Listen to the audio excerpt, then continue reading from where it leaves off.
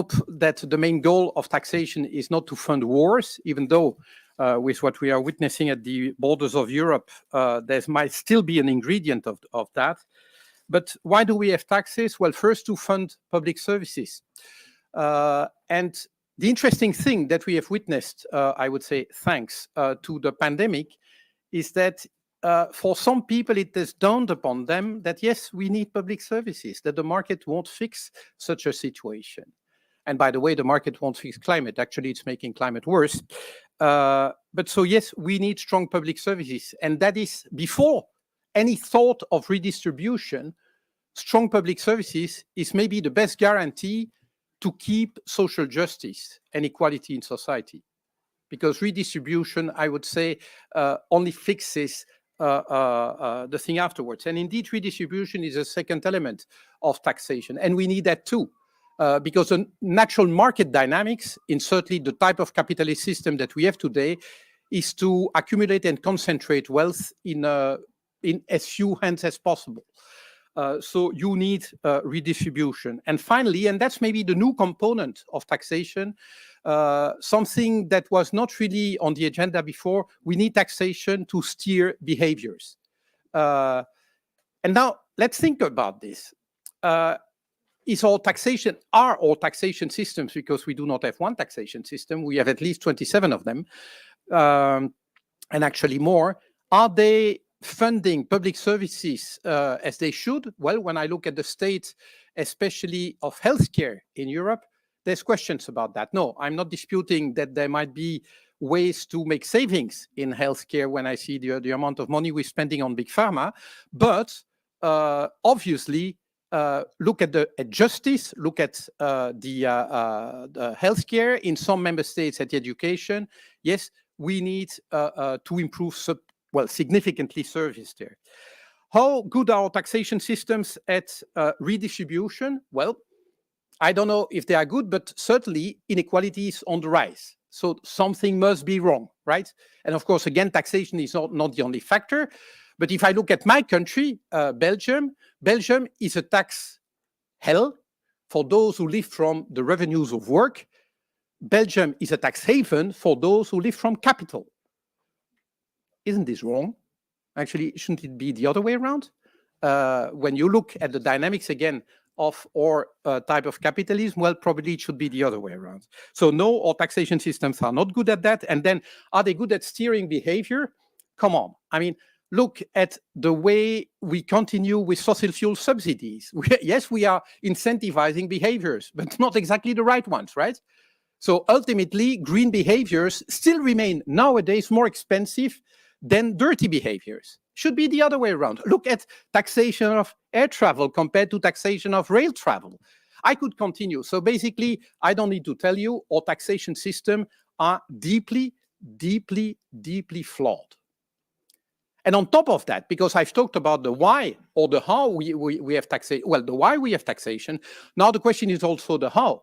And there's the justice element of it, because in a normally built taxation system, the broader shoulders should carry, well, the largest part of the weight. Is it so? Absolutely not. Absolutely not. It's the other way around. And are you surprised then that we see increasing disappointment, to put it mildly, anger, which is more correct, of citizens who feel that not only they are left behind by the systems, but when something goes wrong, like the global financial crisis 15 years ago, like the Eurozone crisis, like the pandemic, like now the war, it's ultimately on the weakest shoulders that the biggest part of the burden resides. And that is, of course, ammunition for national populists on both ends of the spectrum, especially the right end of the spectrum, who can now denounce this real injustice. So yes, we need to do something about this. Now, do we see the level of political will and the political energy needed to fix it? Well, at the moment, to be honest, I'm not seeing that. When I see how the European finance ministers are stuck even in areas where there's a global agreement like the OECD agreement on corporate taxation, you see that, well, decision-making is still not advancing. I think the ECOFIN is meeting and they don't even put it on the agenda, right? So that tells you about the level of commitment You might say, well, on climate, we don't see a much bigger commitment. At least we have a European Green Deal. You might say, okay, this is mostly majority decision taking. But taxation is unanimity, and it's not by chance that it's unanimity. But I do not see the same sense of urgency. And it's crucial because indeed, if we are serious about the European Green Deal, then yes, the potential is that the green transition will even increase inequality in society. So if you don't fix the taxation system, profoundly transform it at the same time, en même temps, as Emmanuel Macron would say in France, that you engage into the green transition, you will have a deeply unjust transition, and basically you won't have the transition because all people will be up in arms against it. So it is deeply urgent, and I'm glad to say that indeed, and I was part of that team already in the Green Group in the European Parliament, who really took the matter in our own hands to really put it on the agenda, and we were quite successful riding on the wave of the leaks. You know, it started, if I'm not mistaken, with the offshore leaks already in 2013. Yeah, 2013. That's almost 10 years ago. We know all these scandals. We know how the wealthy are just evading taxation, yet, well, there's not the level of urgency that would need to be there. But I see an increasing demand from society for tax justice, tax efficiency, a taxation system that really favors the transition. And of course, we want to be, and we are, part and parcel of that. But then again, we are not where we need to be. And frankly speaking, I see a lot of public mobilization. Well, there was about climate in 2019 around the election. There's a lot of mobilization today about purchasing power, and I understand that. But again, that allows the beneficiaries of the unfair taxation system to get away with it, because we focus on purchasing power, and so we don't focus on the fact that actually these societies are rich. Actually, yes, we can afford a good life for everyone. That's not the problem. The problem is distribution. It is a deeply unjust economic system, and that is actually encouraged by an unjust taxation system. So this is what we are going to discuss all day today, and believe us, our commitment is complete on that. I remember the day because some of you might have also felt that sometimes some Greens were not really up to it. I remember, and that's something I said already in public, so it's no longer a secret, but back in 2013, there was, or 12, I can't remember now, there was a national election in Belgium, and the then leadership of my party gave us instruction for the campaign. And one of those instructions was, do not pronounce the word tax. Don't talk about this. Don't think about this. This is a non-topic. Why was it? Because we are seen as those people who want to tax everyone, etc. But basically, he accepted that. Let's accept this, and therefore, let's consider this a taboo. That was a conscious decision by the leadership of a Green Party in Europe. I'm not saying that all Green parties have gone that way. But for too long, I think, indeed, some in the Greens said, well, this is dangerous territory. Let's avoid going there. And this is complex and all the rest of it. Actually, it's not dangerous. It is a key lock, I think, on the transition. If we don't fix this, there won't be transition. Thank you.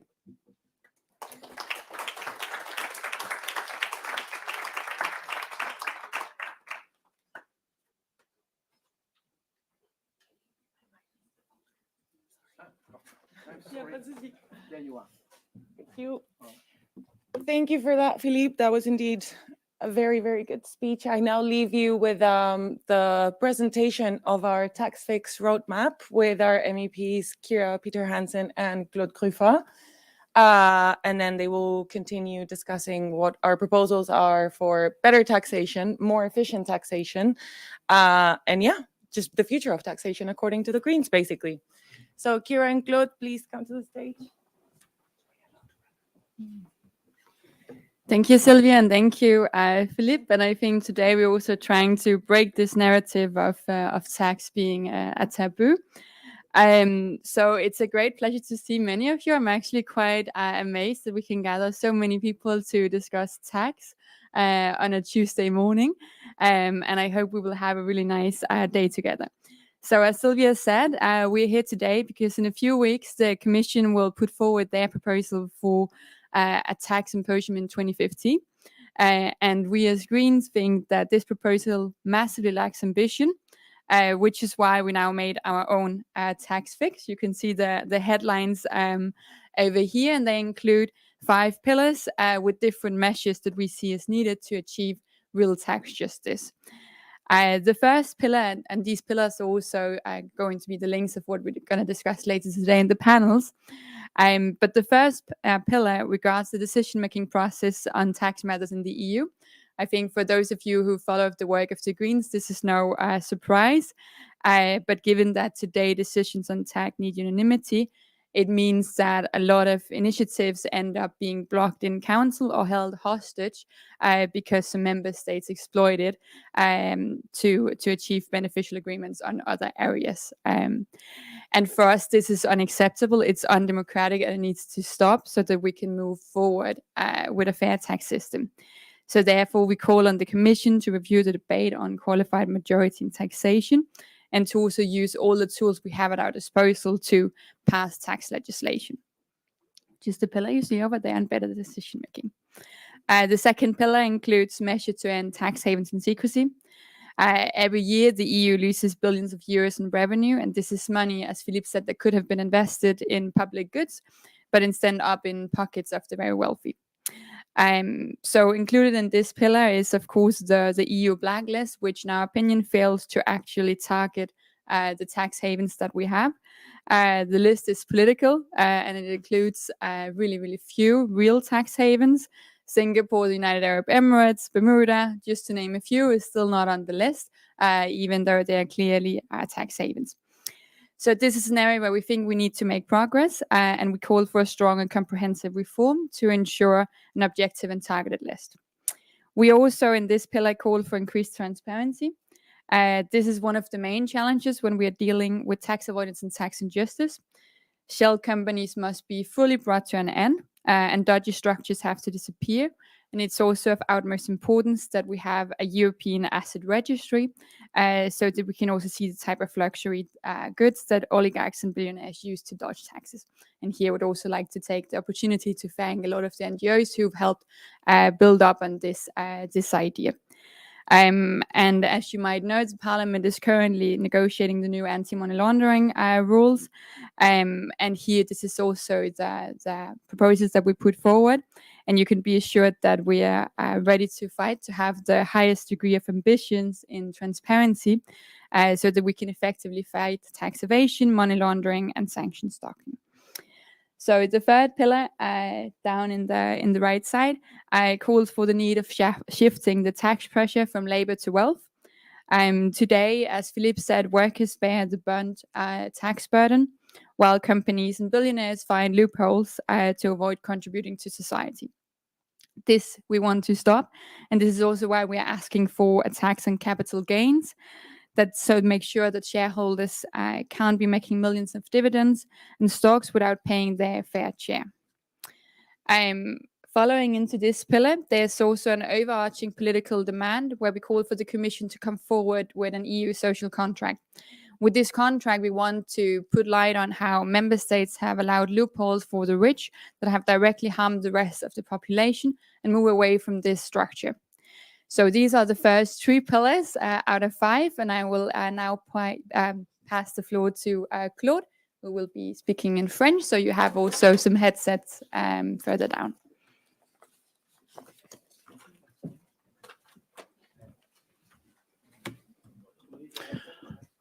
Merci, Kira. Thank you very much, Kira. Ah oui, I speak French only, so... Merci, Kira, pour Thank you very much, Kira, for your very nice words. Thank you, Philippe, as well, for your speech. And thanks also for organizing this day. Thank you to Sylvia, to Johan. Thanks to all of you who contributed as method. So, if you don't mind, I'm going to address the 4th and the 5th pillar. I would like to say that we are in an unprecedented crisis. Each and everyone has to make efforts and has to show should show solidarity. Some people made a lot of money during the COVID crisis and they refuse to pay their fair share. These are multinationals. We need to fight against the impunity of multinationals. This is a long-standing fight that we have been fighting for a very long time. Inflation is skyrocketing. Companies are having enormous profits while citizens bear enormous costs of lives. We should no longer make sure that our tax system favors the richest in our society. I was shadow reporter on the implementation of Pillar 2 of OECD in order to tax profits of multinationals. Today, these companies are still avoiding taxes because some states used to their benefit the European rule of veto when it comes to taxation matters. This is also reminded in the Pillar 4 of our roadmap, and clearly this is adamant to clear advantages for them. This gives veto to some member states, and because of that veto, some member states try to make sure that their national interests prevail on the common interest.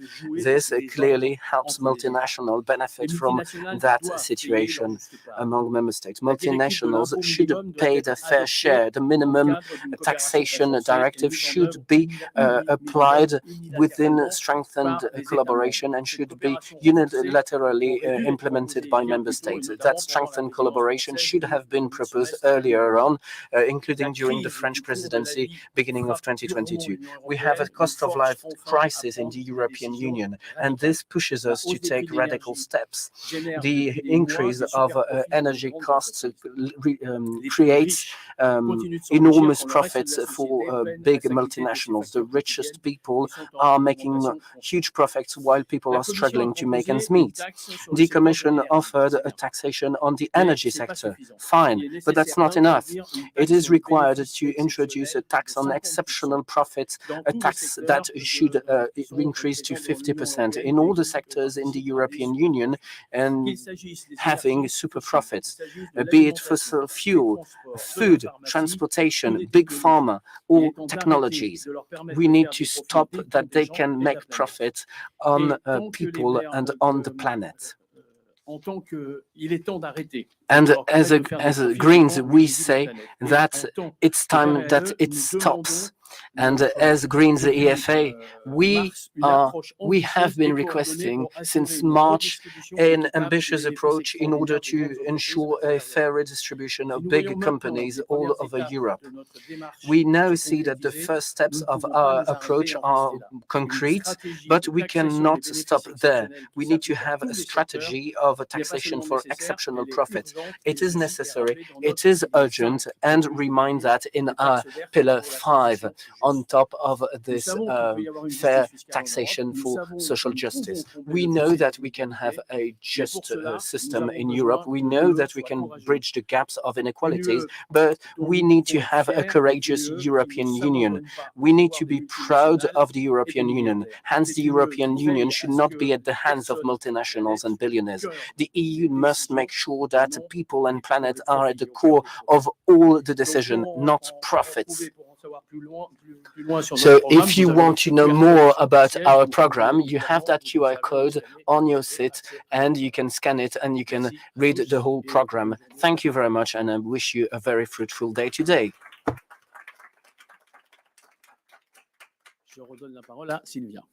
I give the floor back to Sylvia. Thank you. So yeah, as Claude said, you might have sat on them, but you've got stickers on your seats that have a QR code that will take you directly to all of our measures. We will now proceed with panel 1, but for that, I am very thankful that we are putting the chairs on the stage and getting everything prepped. So yeah, thank you, Kira and Claude. Maybe use these 2 minutes to check the roadmap if you want, but we will shortly start with the first panel. Thank you.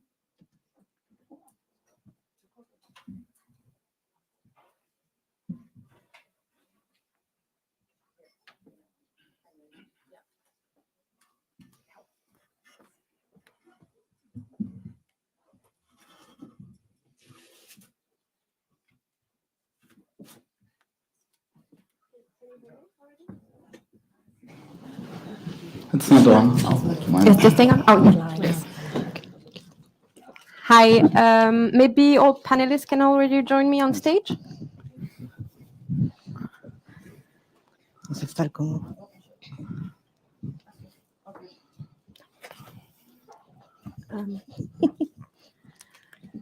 Ruud de Mooy is joining us online. Is that correct? Okay. Hi.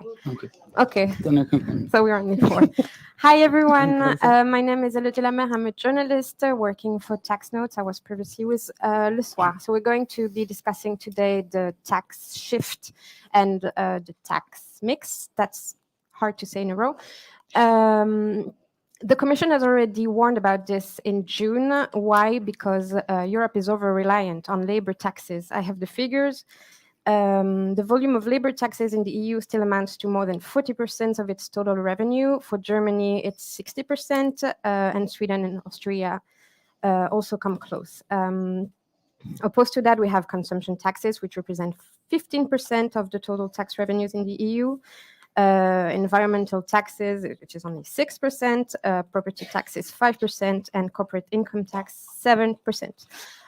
Which would be fine if we were not such an old continent. So the Commission actually said in June that by 2070 it will be a problem because the share of EU population aged 65 and over will increase from 20 to 30%, while the share of working age population will decline from 59 to 51%. As it was said earlier, the Commission will organize a tax symposium on the road to 2050 on November 28.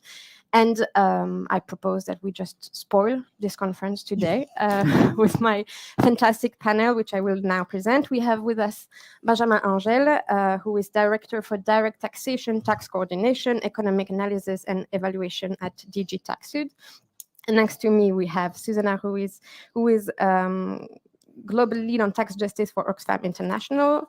Joining us online, we have Ruud de Mooy, who is Chief of the Tax Policy Division in the IMF's Fiscal Affairs Department.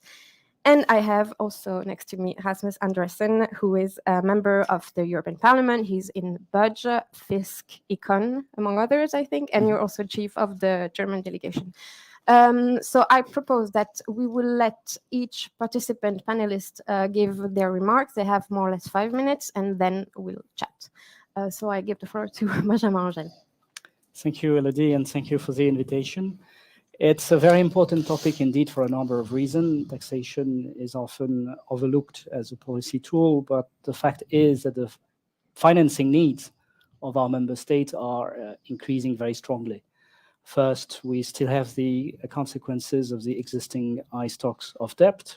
We have 7 member states now, for instance, whose debt is above 100% of GDP, including 2 large ones, and this debt needs to be repaid.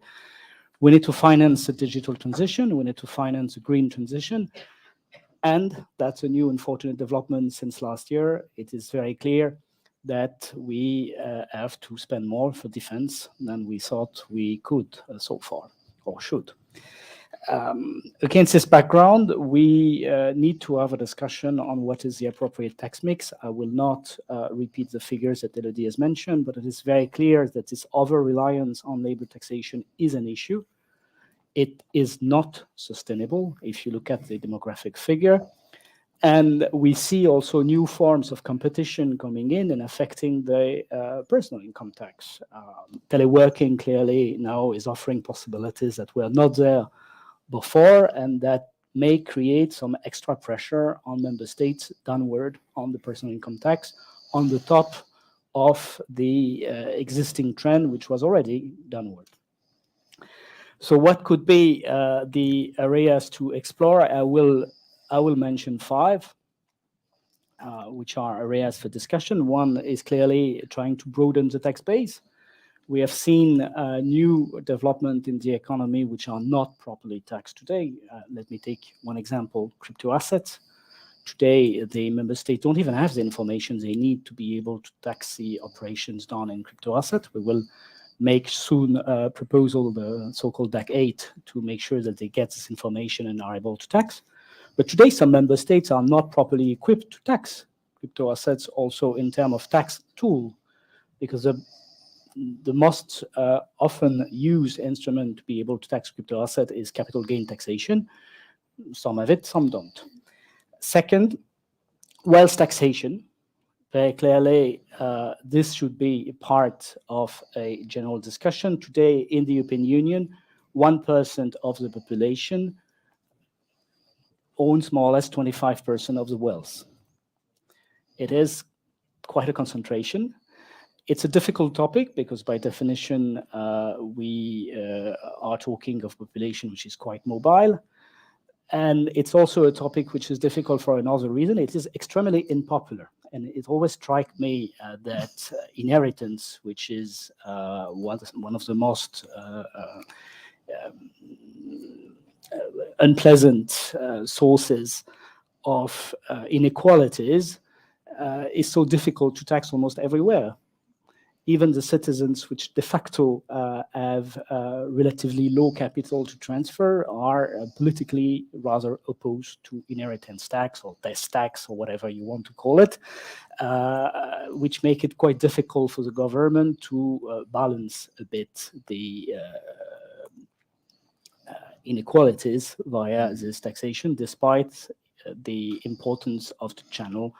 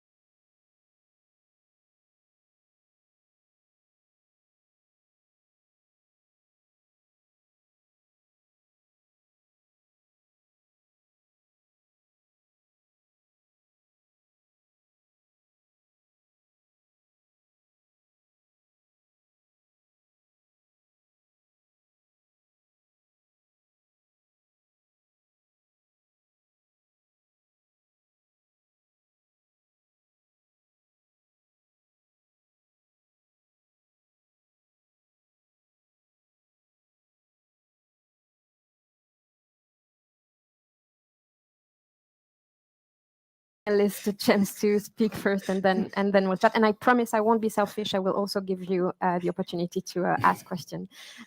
Susan. Thank you, Elodie. And thank you very much for the invitation. And I'm very glad that we're here also to talk about how to break taboos on taxation, because there's probably no more taboo on taxation than talking about tax on the rich and on wealth. So it's time. I'm glad the Commission is also talking about the time to talk about taxing wealth. Maybe it's the right moment, and we'll see finally some progress.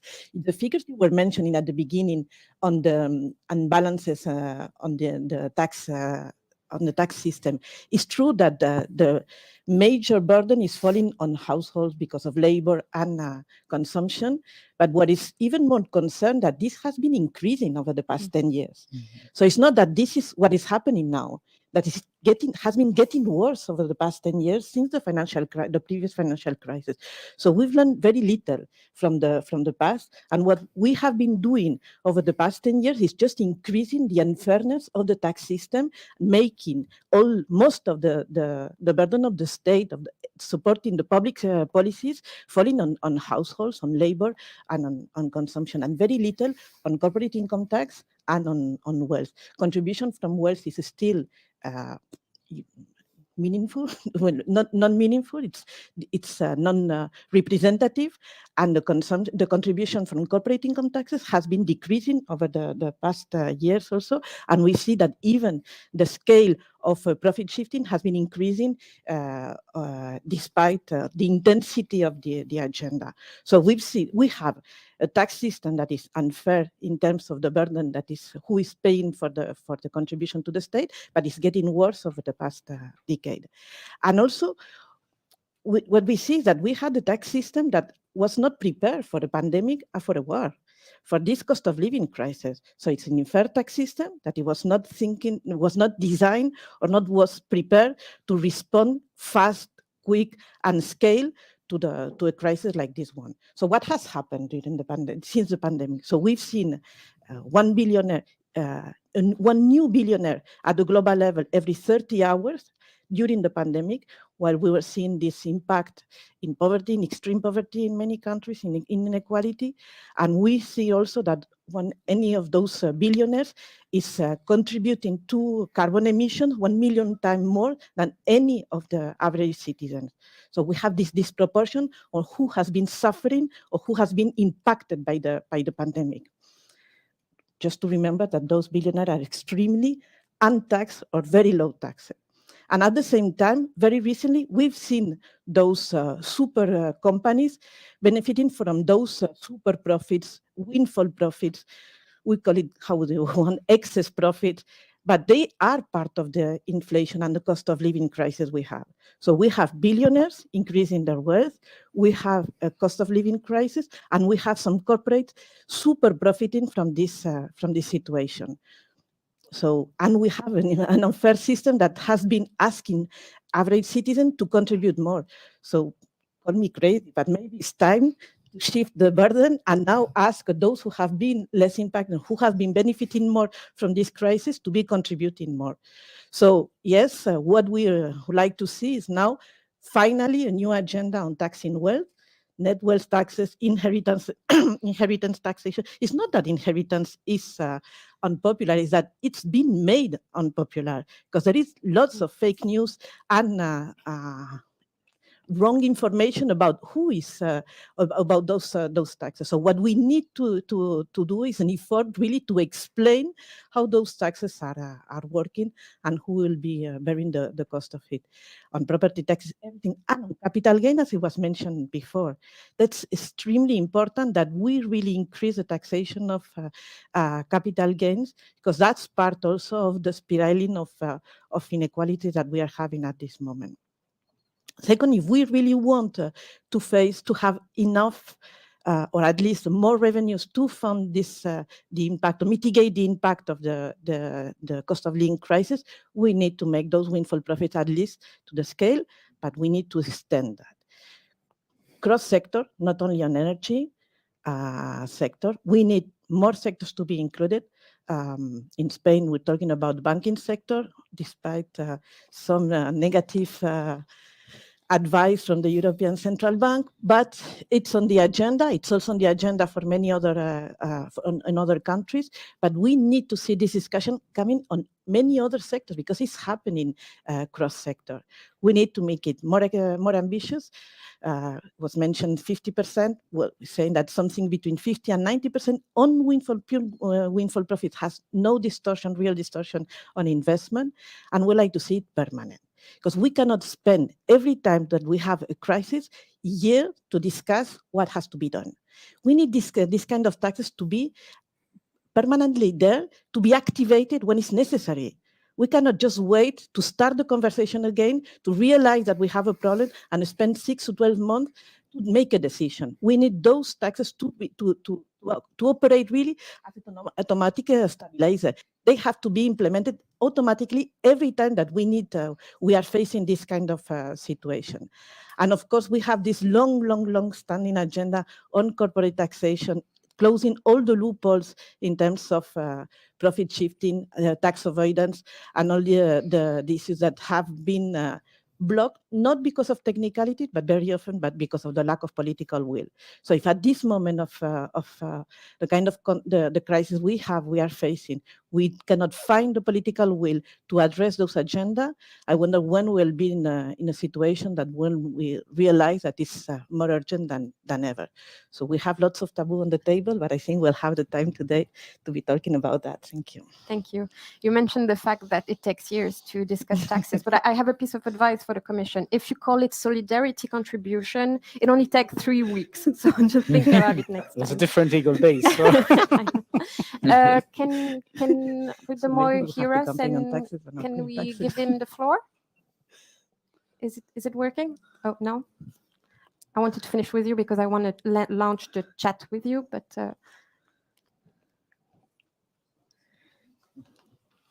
Hopefully it works. Can you hear us? Hi. I feel like I'm talking to ghosts. Can you hear us? Are you here with us? Rudemoy, can you hear us? Can you try to speak? We can't hear you. Okay. Is it going to be fixed, or should I? Okay, maybe I'll give the floor first to Rasmus Andresen so you can just fix the technicalities. Is that all right? Yes. Okay. Go ahead. Yeah, I mean, is the mic on? Yeah, okay. No, I just want to echo some of the remarks already made by others on the panel. And I think in general, we can agree on a lot of questions. And I mean, the debates are not new, but I would like to point out at the beginning that the starting point for our discussion right now is quite different. I mean, we are in the beginning of a big economic crisis. We can see profits, for example, of big energy companies going skyrocketing, and on the other side, we can see a lot of more people suffering than we could see in earlier phases. So the need for like a big reform is much higher now than it had been earlier. And I would also say that there is a momentum also for really implement something which also makes a difference on the ground. And I mean, you mentioned also some of the debates we are having, or we had in the last weeks and months, and some developments also going on there right now, where I think that this is like something we need to go ahead with, and we need to take as a more concrete starting point also for some developments maybe further on. And what I think is really important there is not just to talk about tax justice and tax as a financing instrument, but as an instrument where we can create a better society. I mean, this is, of course, also about financing. And of course, like looking on, for example, the debate about the windfall issue, on the solidarity contribution, some other reforms on the electricity market. This is also about like stopping the price explosion, and also to refinance some of the social measures member states had to do right now because of the current crisis and the higher prices on the energy markets. But on the other side, for me, there is also something like meaning that we still need to protect and save our democracy and develop our democracy, because we know that like inequality by itself is quite toxic, not just for our economy, but for our society in general. And Philippe Lamberts mentioned at the beginning also the point about like the state of play of our democracy, seeing that like we can see the far right on the rise in nearly all of Europe. It's a bit depending on which European country you're talking about, how the consequences are, but still you can see like the same developments going on in all of our countries. And this has also a lot to do, not just with inequality, but also with inequality. And taxing is a very concrete instrument where you can influence, if there is political will, enough political will, to solve our democracy and also to develop our common European democracy against nationalist, authoritarian politicians and so on. And we can also see that like in some of the concrete fights we are having in the European Union right now, even the authoritarian governments are the one blocking the most. I mean, for common European development, but also in general, we can see on the OECD tax agreement, the Polish government starting out by blocking the agreement to get something other. Then afterwards, Viktor Orban is now the big case, and he is blocking the OECD agreement at European level. And there, I think we are not strong enough to and counter-argue Orban and others. I mean, there are some tools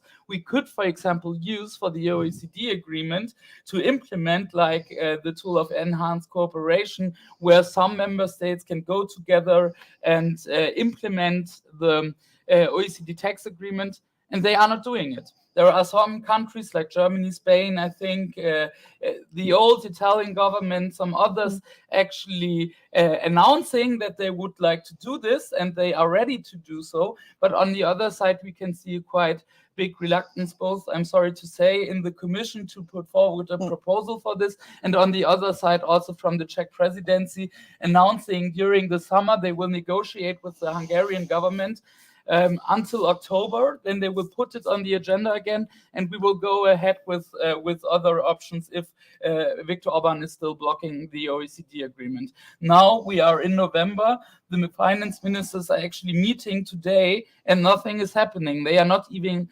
discussing it in their meeting they are having today. So there is a big problem there, because besides of having nice tax symposiums from the Commission or the Greens and some others, we also need to see some concrete action where we have some proposals on the table, so that we also are giving the signal to the to also other parts of the world that we need to go forward with this. And the European Union is like interested in more tax justice, and there is a lack of doing so, especially when it comes to the OECD agreement. I think we all applauded on at the beginning, and now we can see that we are facing concrete problems in Europe. And today is not just a beautiful tax symposium, but also the midterms elections in the US. And I'm afraid that after the midterms, this will be also more complicated to get the US on board on this one. And on the other side, my second point is on the windfall issue. There, I think we already reached something in other parts of the world, like colleagues in the US Senate. They put a lot of proposals forward, but there is no majority for them to achieve it. And in Europe, there is some development. And I think it's a good example of how also the Commission can put like concrete proposals forward to see that things also can move. But now, of course, it's the time to have a closer look on the implementation and of what member states actually are doing. And there, I'm afraid that, like, both when it comes to the tax rate, but also to different other questions, we can see a lack of implementation. And at the end, we will end up with a solution where we maybe will get like revenues of 1 to 3 billion. I think that's like a calculation I've read, and nothing much more. And looking on the big profits, also some of the energy companies especially are dealing with, I think this is not good enough. And there I really would like to call for a stronger implementation, also for not doing this just like on a member states level, but also to coordinate with other countries close to us, like the UK or Switzerland, for example. I really think there is a need, and as my feeling is, a lot of member states are not doing this very carefully, and that's of course a problem, because then at the end the situation will be we all called for it. There had been some big announcements by some state leaders, by the president of the commission, and on the other side afterwards nothing really will happen, nothing will change, and then the frustration will be even bigger than if you wouldn't have done anything. So this is my feeling, is a big problem. And the last one, just like in 2 sentences, we also need to get more competences for the EU on this. It's not good enough to have like member states dealing with 90% of tax policy. We need to have more competences. We need to have like also own resources for the EU budget. We need to go forward by that, and we need to end the blockade, especially of some member states when it comes to this. Also because, I mean, especially some of the elements we are debating today, but also maybe some colleagues will discuss on the panel later, we can see that like doing taxation on national level doesn't make, and now I don't want to say it doesn't make any kind of sense, because of course it's good if member states are doing so, but doesn't make a lot of sense if you're not like putting this together also at a higher stage. So this is what my feeling is, and there I also think we have a lot of possibilities, but we need to go forward with that, and we need also to take to get the Commission in a leading role, and my feeling is that this is something where more could happen. Thank you. Yeah, of course, on top of the substance, I guess the way we take decision is something that we will have to talk about. And I was actually surprised that today the ECOFIN is meeting, and they're supposed to endorse without discussion the reform of the Code of Conduct. And Poland in July said that since they had trouble negotiating their first tranche of recovery, that they would block everything, and they haven't. I mean, if I was a country and if I was mad at something, I would block everything. So I guess it's a good news. But I'm also I'm also wondering how many countries we would have if we were to launch an enhanced cooperation on Pillar 2. And maybe that's a question we will ask Benjamin later. Can we have Ruud de Moy now? Can you try speaking so we'll know if we can hear you? Ruud, can you hear us? No, still not? You're on mute, I see, which is weird because it says start your video, but we can see you.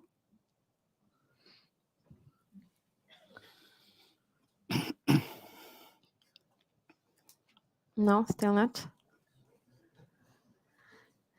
Do you want me to keep going with the chat, and we'll give the floor to Ruud de Moy when we can hear him? Is it working now? Yeah. Can you try speaking? I think he can hear you now. Okay, we'll go in the chat then.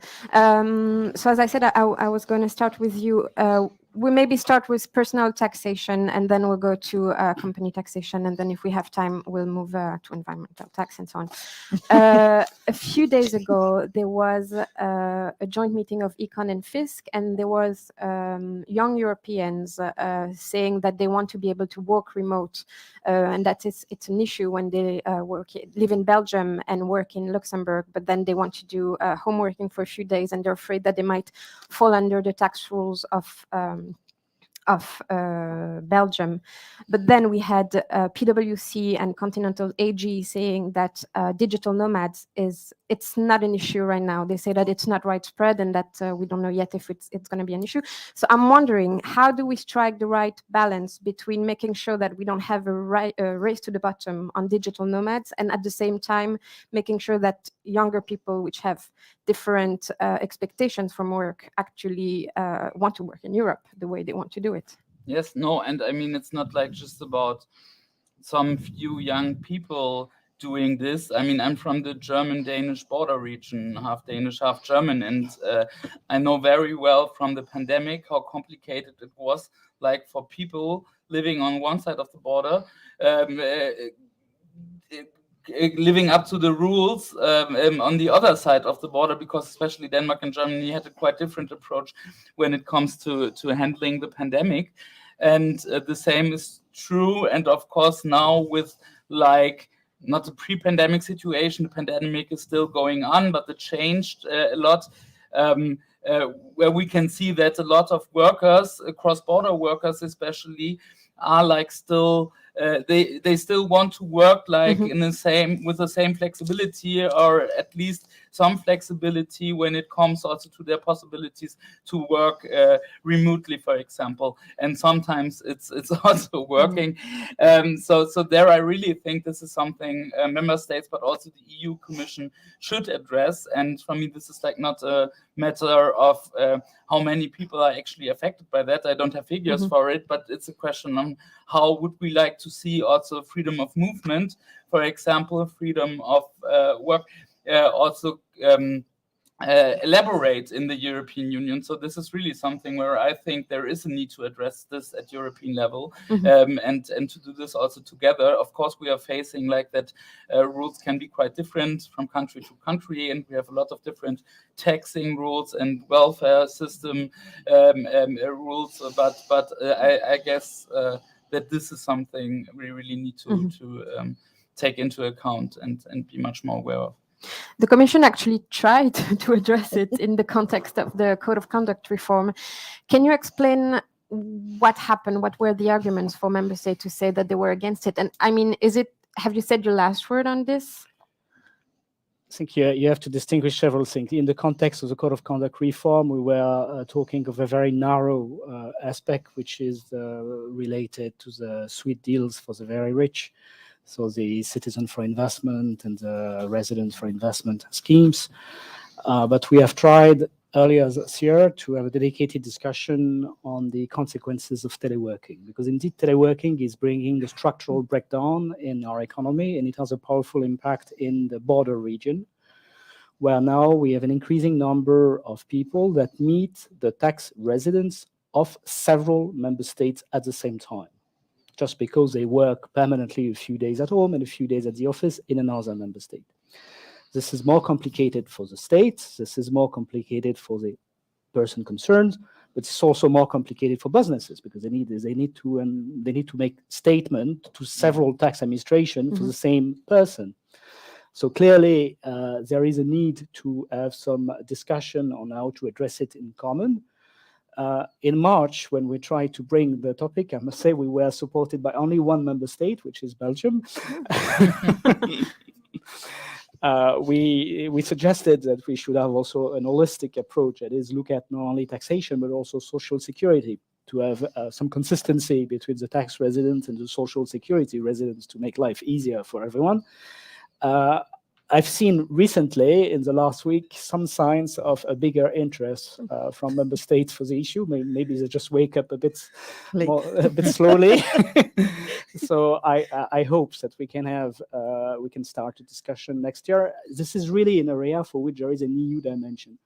The member states, they always have a natural reflex, which is to say, let's go for an OECD agreement. And most of the time, it's good to have an OECD agreement indeed, but there is no such a thing as free movement of worker with the United States or Japan, while we do have free movement of worker within the European Union. So there is a very strong EU dimension that calls for some common approach, and I very much hope that we will manage to kickstart this discussion next year, because this year we failed. In June, if I can just follow up, in June you mentioned the possibility of having exchange of information on tax ruling for personal income tax. Is it something that the Commission is working on? Yeah. The DAC 8, which will be presented either in December or January, will contain also some element related to tax rulings on natural person. It is something that exists. I know I got some question from one of your competitors recently wondering, well, do you have tax ruling just on person, not on companies? But it does, actually. For instance, you have member states doing tax rulings to attract football players or other sports person or other very rich person.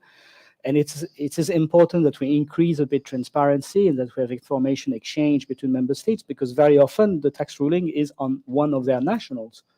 So the last thing, the least we could say is that they should be aware of it so as to know what the situation is.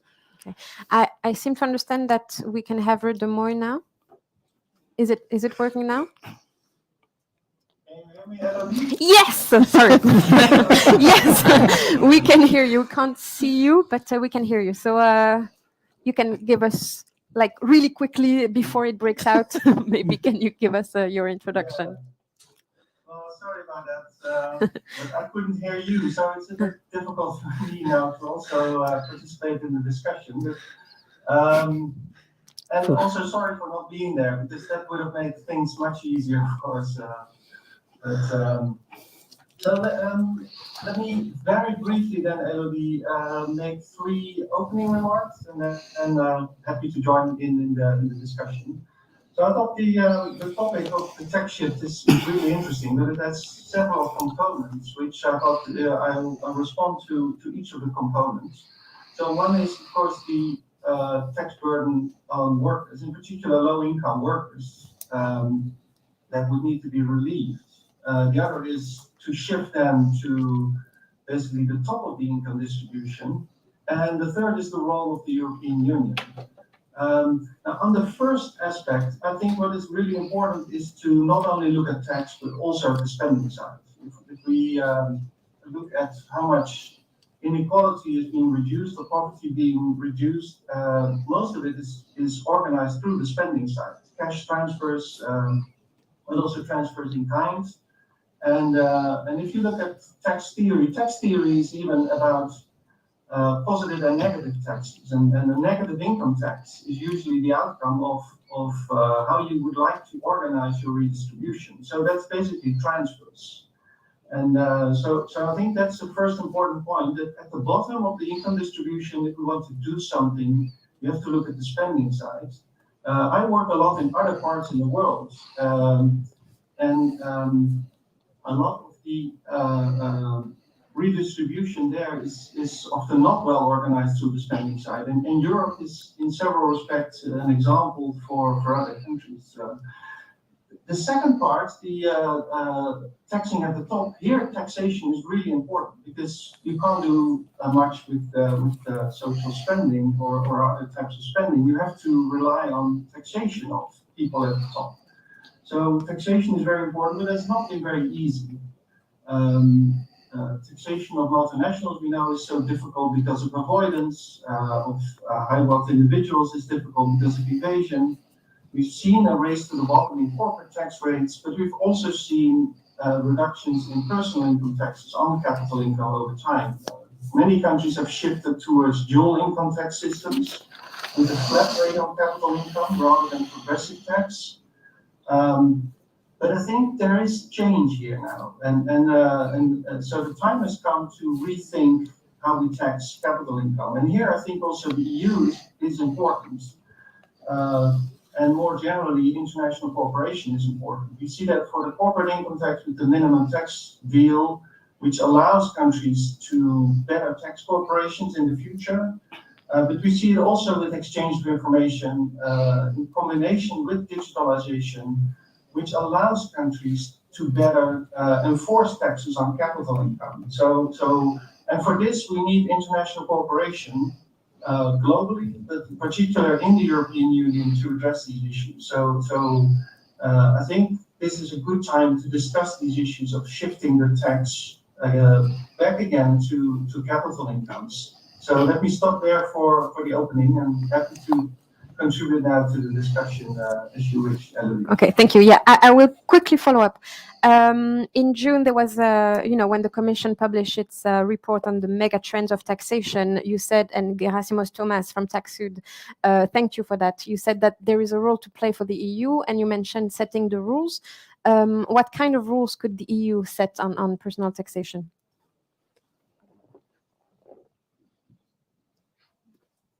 Yeah, I think the argument here is that so there is a role for the EU if there are, for instance, important spillovers of tax. So if the base is mobile, for instance, capital or high-skilled labor, the superstars, then if one country imposes a tax, it may lose part of the tax base to another country. So countries have an incentive to reduce their tax rates And if each does so, they all end up in a worse situation than they would be if they would cooperate. So I think the basic argument for also in the personal income tax, if the tax base becomes more mobile because people are more mobile, or I think Benjamin in the beginning mentioned telework, it becomes more important to coordinate. And through what rules exactly, I think that's a very technical discussion, but I think we first have to recognize that there is a role for coordination and that we have to agree on common rules of the game, basically, in which countries can compete over their taxes. I think that's the main sort of message that I wanted to give on that aspect. Okay, thank you. Susanna Ruiz, we have a minimum tax. We have an agreement at global level on a minimum tax on corporation.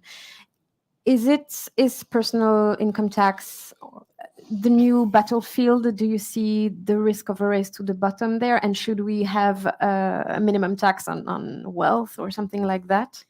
On the race to the bottom on personal income tax, on capital income, and on wealth tax has started at least at the same time as the race to the bottom on corporate income tax. It's not new, it's just that we have accepted, well, it has taken decades to accept there is a negative effect of the race to the bottom and tax competition on corporate, but especially at the European level, countries have been trying to protect the sovereignty and avoid the discussion on personal and on wealth. Apparently because it's complicated and difficult. Well, okay. We've seen billionaires increasing by 100% their wealth. I mean, it's not difficult to identify them. It's, I think there has been a lack of will in pushing for more sophisticated tools and to coordinate the agenda on that. Because countries have everywhere at the OECD, at the European level, try to avoid and keep avoiding the discussion about taxing wealth and capital. So this is the new agenda. And if we have accepted that if tax competition is negative for society and is creating a negative spillover, we need to accept that tax competition and the race to the bottom on capital, on wealth, and on high income levels is negative also for society because it's directly shifting the burden on those who cannot escape it, those who have no choice to move from that, those workers that have no mobility, so those who cannot don't have the choice to make a different, well, to escape. So this is the new agenda, but it's difficult to say that because we are still not closing the old agenda. So there is some kind of fatigue on the old agenda because we come to some deals, but then it's difficult to implement. And then we are talking about new agenda. But yes, it is a new agenda. And we should not compete between one or the other. We should be able to have the two agendas at the same time. But the idea of having a minimum tax on wealth, on capital, on high income levels, that should be the decision to be made. And also because when we say that it's difficult to tax capital or the ultra wealthy, we're failing to society also. So it's not difficult to increase VAT on common products, or it's not difficult to change personal income tax or on labor, but is it difficult to change, to identify and to work on the tools that need to be put in place to really address the tax competition and the profit shifting on wealth and income? I mean, if we say that it is difficult only as the solution not to implement this agenda, we're absolutely failing to society. Benjamin Angel, do you see it happening? Would it be a good idea? I know there are different type of revenues that a person can get, but like a global minimum tax on people, would it be possible? Would it be advisable? We should call it differently. I think that would probably start a 50 years discussion process. I think politically, clearly, we're not there yet, and Susanna is right to say that there is a considerable reluctance of member states to have the EU or the OECD or anyone, for that matter, entering in this field. That's why, with the tax symposium, we want to start a discussion process. We want to make sure that this is on the map and that people at least have the opportunity to exchange. When you talk about wealth taxation, design matters. Because we have seen also example of wealth taxation which were poorly designed. I'll give you an example. A couple of years ago in the country I know best, there was one island, not an exotic one, one close to the territory, where location became very trendy and prices started to skyrocket.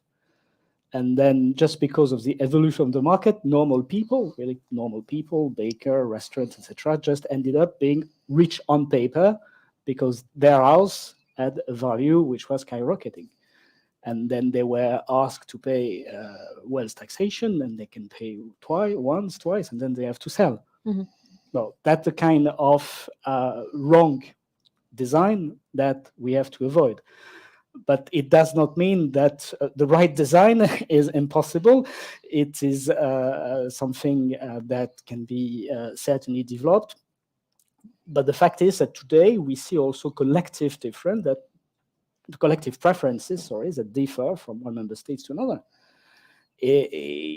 All our member states are democracies. They all elect their government based on the electoral program. There are countries where using taxation to fight inequality is a no-brainer. It's not a topic for discussion even. And there are countries where taxation is hardly used to this effect, and where the tax tool is not producing any redistributive effect at all. It's usually the case in many of our new member states, for instance. If you look at the situation in some of them, the tax pressure is very, very low. Some of them have even a very low flat tax. And the income that they get is limited as a consequence. And it is constructed in a way which has almost no redistributive effect. And when you have a discussion with them, they say, yes, but our competitiveness, and it's a difficult discussion, because they obviously matter as a small country to have some factors that they can advertise externally to try to get investors. And we have to remind them that from an investor point of view, taxation does matter, but it is not the only element that matters. You need also good infrastructure. You need good education of the workforce. And this call for serious public investment, and those serious public investments, they call for serious public resources. So even from a competitiveness point of view, a very low tax is not necessarily the right choice if it leads to a situation where de facto the state underinvests. I'm just checking the time because I think we started a bit late. Can we go until 11? We have to wrap up. When do we have to wrap up? Seems like a no. Okay. So I'll switch to corporate taxation. It feels, I will start with you, and then I will quickly go back to Benjamin Angel. It seems that the US debate is preparing us for an adoption of Pillar 2 not before the end of 2025. It was said at an event of the Tax Foundation and the EU Tax Observatory also last Friday. They said that they would reform GILTI in 2025 and that it might be the implementation of Pillar 2. So if I'm not mistaken, in the draft directive, there is this equivalence regime which has to be proposed through delegated acts, meaning that the Parliament will have its word to say on who we consider implementing equivalent measures. How would you think the Parliament react if we had to wait for the US until the end of 2025? Well, I mean, that's a complicated question because, as you know, there are a lot of different voices also on this in the Parliament. But I mean, like also as committee, we also went, for example, to the US, had some meetings there back in June. The world had been different at that time than now, also in the US. But still, my feeling is that like there is support also for pushing for more and for going ahead also on the issue of Pillar 2 and not waiting for the US to decide. But as I said before, this also means that we need to do our work, and we also need to work on the problems we are facing internally in the EU, because what you hear as the first, and I guess that's also true for the Commission, going to the US and talking to the administration there is, I mean, fair enough, you're criticizing us for not doing our job after like this had been like a big priority also for the president of the US. But on the other side, if you have the same problems and I don't know, Joe Manchin is called Viktor Orban, and I don't want to compare them, but they are blocking, both of them are blocking important steps in this direction. So this means that from our perspective, and that's also what actually at least the majority, maybe not unanimity, but we don't need to have this in the parliament.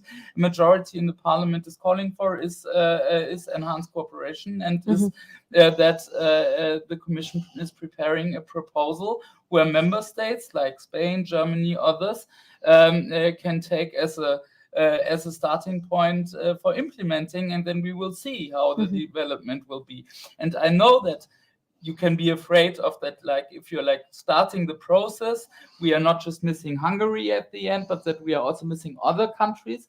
That's at least one of the arguments I hear for like not being too optimistic and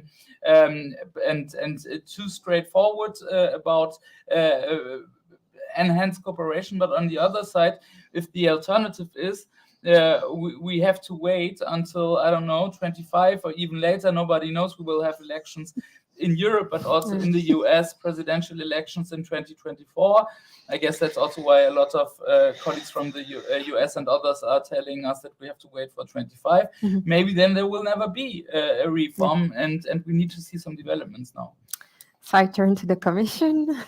How do you think the EU will handle this? I mean, are we going to grant them equivalence if they wait until the end of 2025? Well, first we have to finalize our homework and get the directive adopted. To the risk of sounding like a broken record, the priority is still to get an agreement at 27. And there are reasons to think that this is not beyond reach. So be a bit patient. One way or the other, we will have clarity before the end of the year, and that will determine what the next step is or is not in the European Union.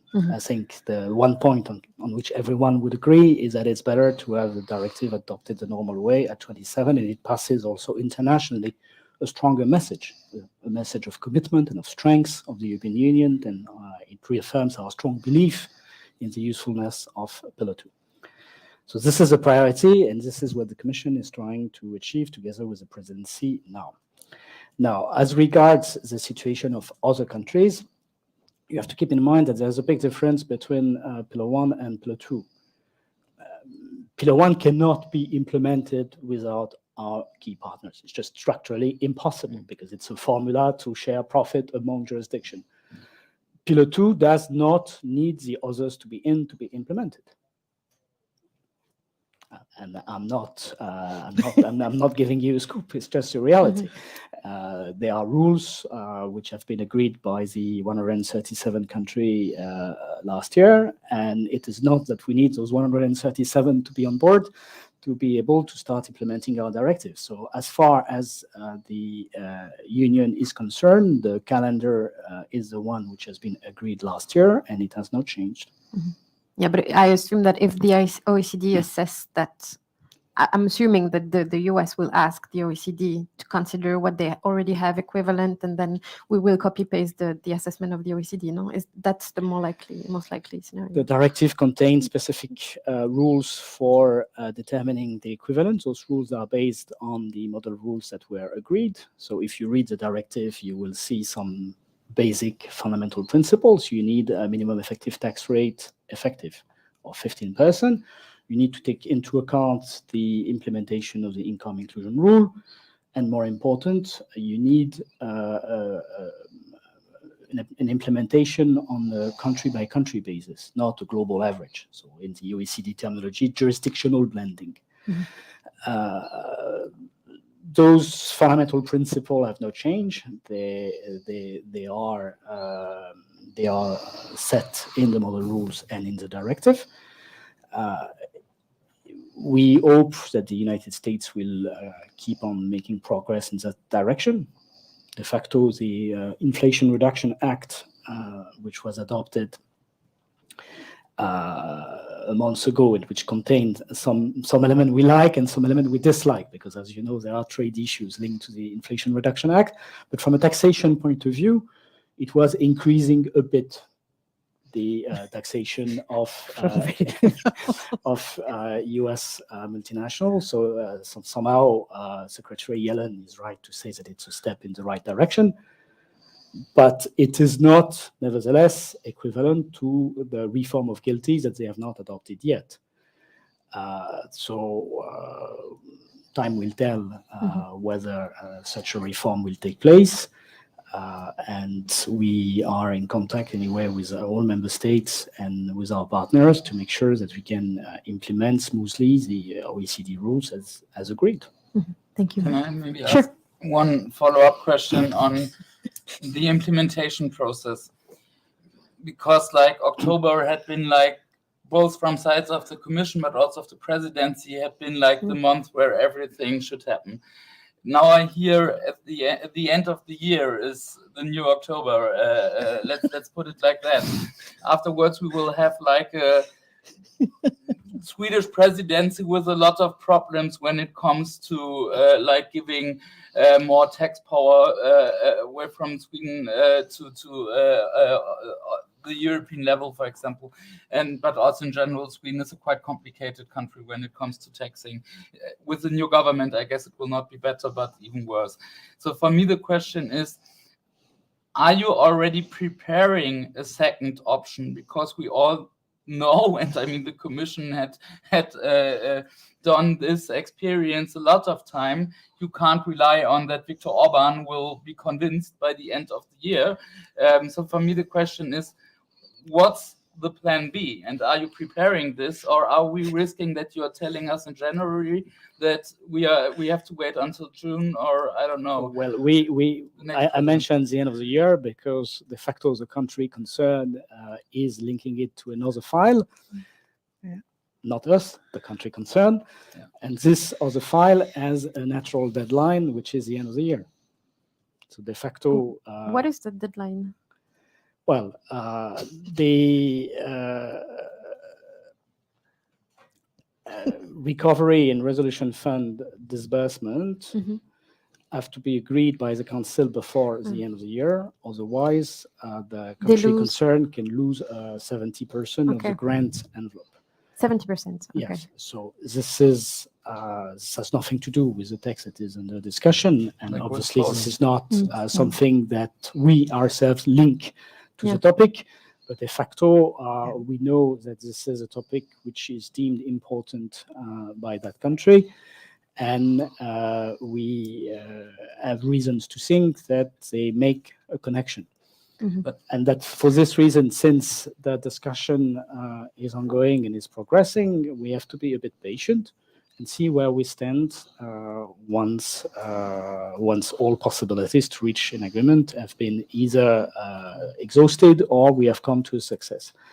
If it is concluded that we cannot have an agreement on 27, then the Commission has already said that it is willing to use all treaty-based procedures.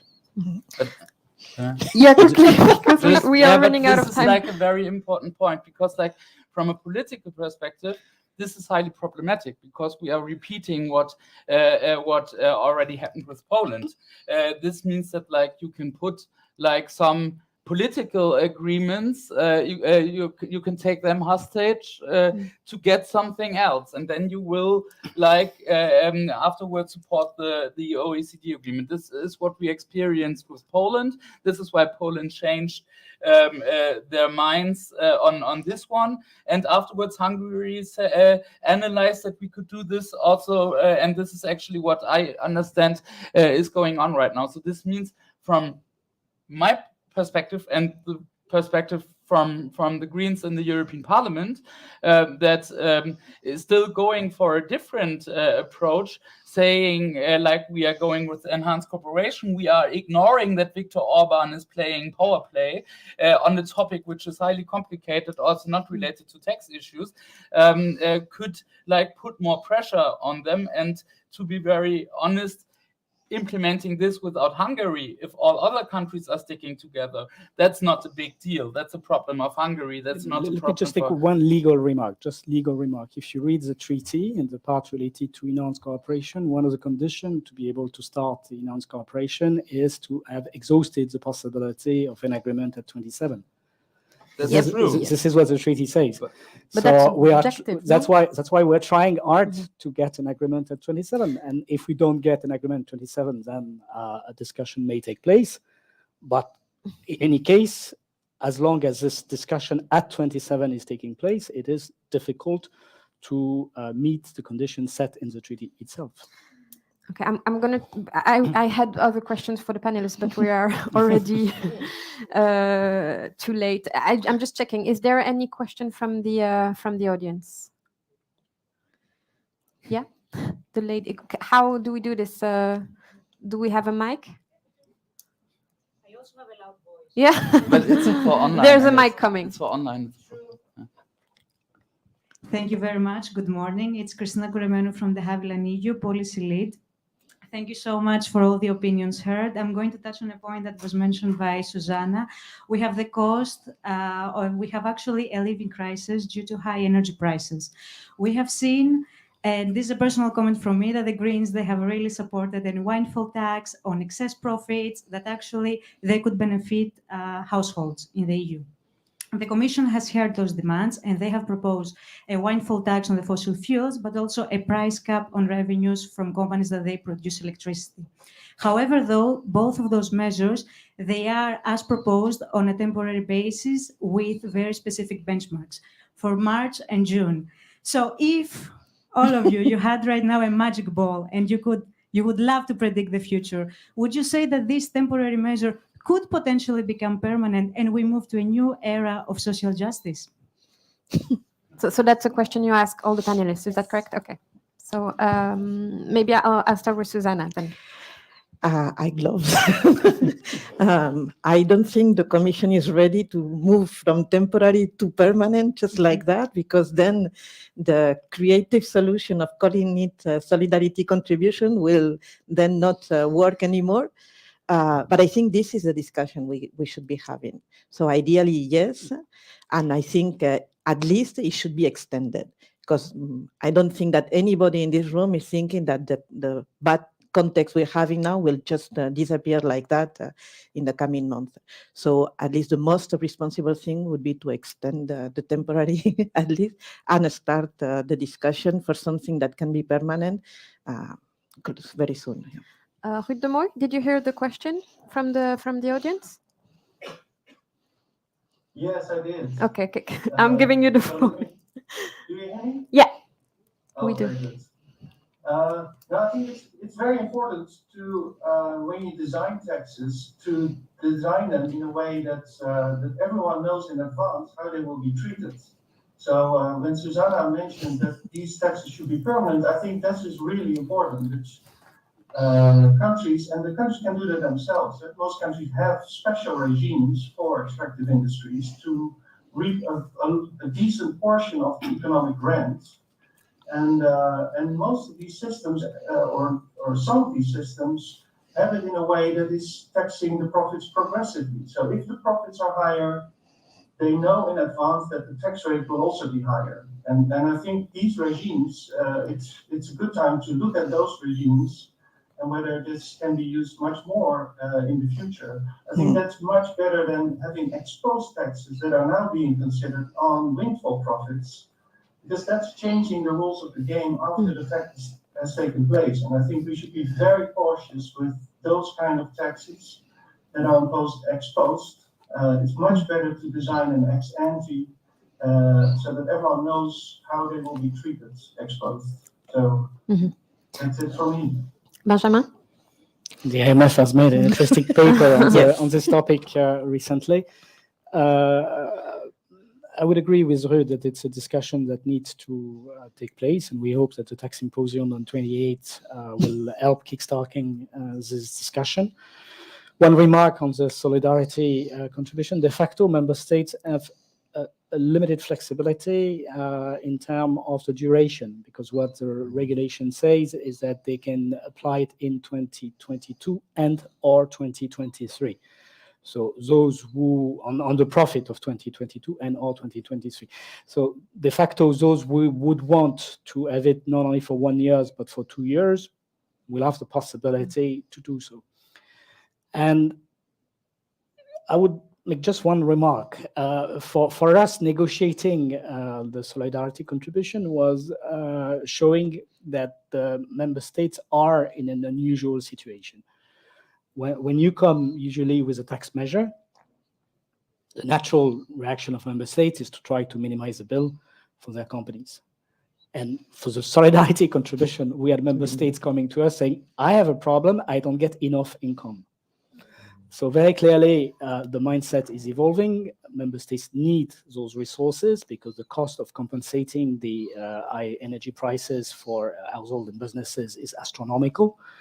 And in that sense, it's a good time to kickstart discussion on a possible more permanent approach as suggested by Ruud.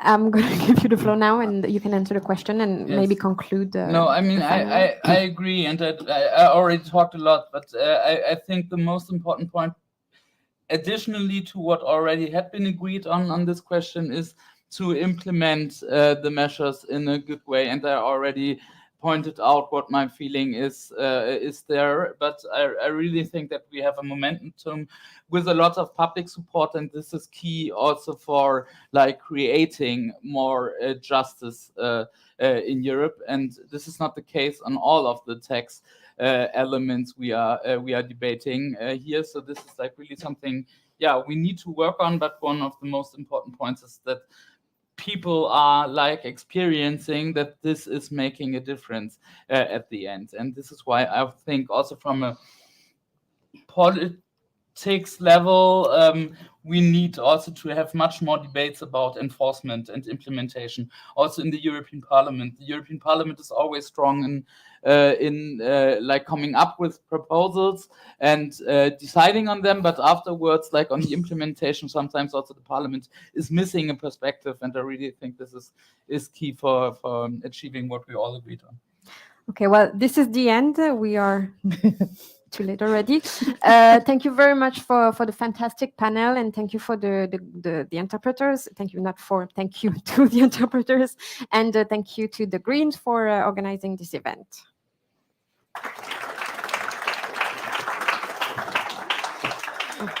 Thank you. Thank you. Thank you.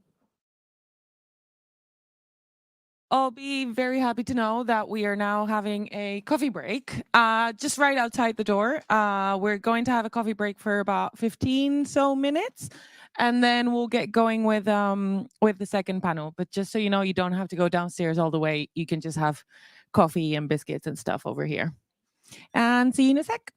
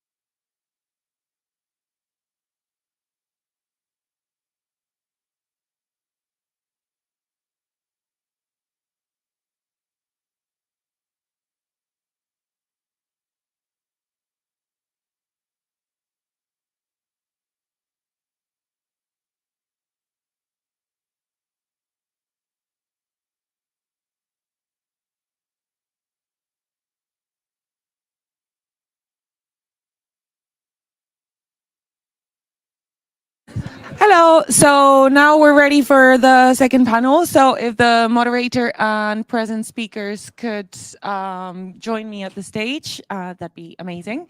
And I leave you to it. Thank you. Thank you. Can everybody hear me? Yeah? So apparently my beard is touching the microphone, so I'm moving a little bit like C3PO here. So bear with me. I'm Wester. I'm a journalist at EU Observer. I've been covering climate change for 10 years now. And the dream has always been to let polluters pay. And I guess this is a good year to talk about that subject again, because the top 7 fossil fuel companies are now approaching $200 billion in profits. And we get to talk about how to get it out of their pockets and move it towards something for the people and the climate. So I have here with me Kurt van Dender. Kurt van Dender is an acting head of the Tax Policy and Statistic Division at the OECD. He leads the production of flagship OECD publications focusing on carbon pricing. The second speaker I have with me is Femke Groothuis. She is an author, speaker, advisor, and also a founder of the X-Tax project. It's a think tank focused on how to shift the tax burden from labor, to fossil fuels, and also water usage and carbon emissions. Tatiana Falco, she is, I hope, on the screen. Black hole, not quite yet. Yeah, there she is. Hey, Tatiana. Tatiana Falco, she is a senior policy expert and an expert on international tax and also how it overlaps with local policy issues with an emphasis on emerging economies. And next to me is Bas Eickhout. I've known Bas for a while.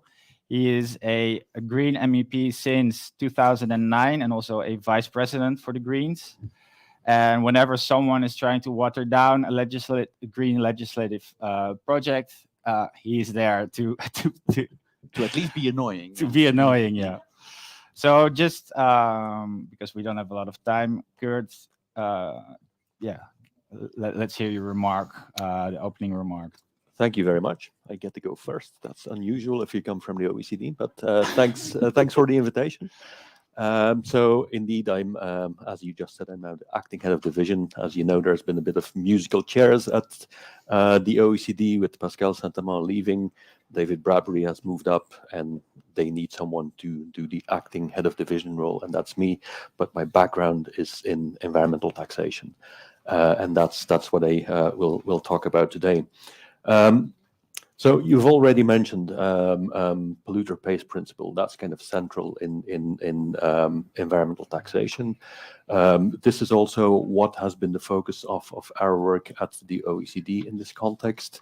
Of course, environment is considerably broader than climate change, but our resources are limited, and our focus in the data work has been indeed on climate change and on carbon pricing. Where we do typical OECD work, which is to see what OECD countries and beyond do in relation to carbon pricing. We released a report just last week on that, which is called Pricing Greenhouse Gas Emissions from Targets to Action or something like that, released on 3 November, where we look at the state of carbon pricing, if you like, across now 71 countries, OECD, G20 and beyond, and just look at what countries do, taking a very broad look, very broad definition of carbon pricing. It's carbon taxes, it's emissions trading systems, but we also look at fuel excise taxes, because in an economic sense, they're not optimal carbon taxes, but they act like carbon taxes. They put a price on pollution in the same way as actually a carbon tax would do.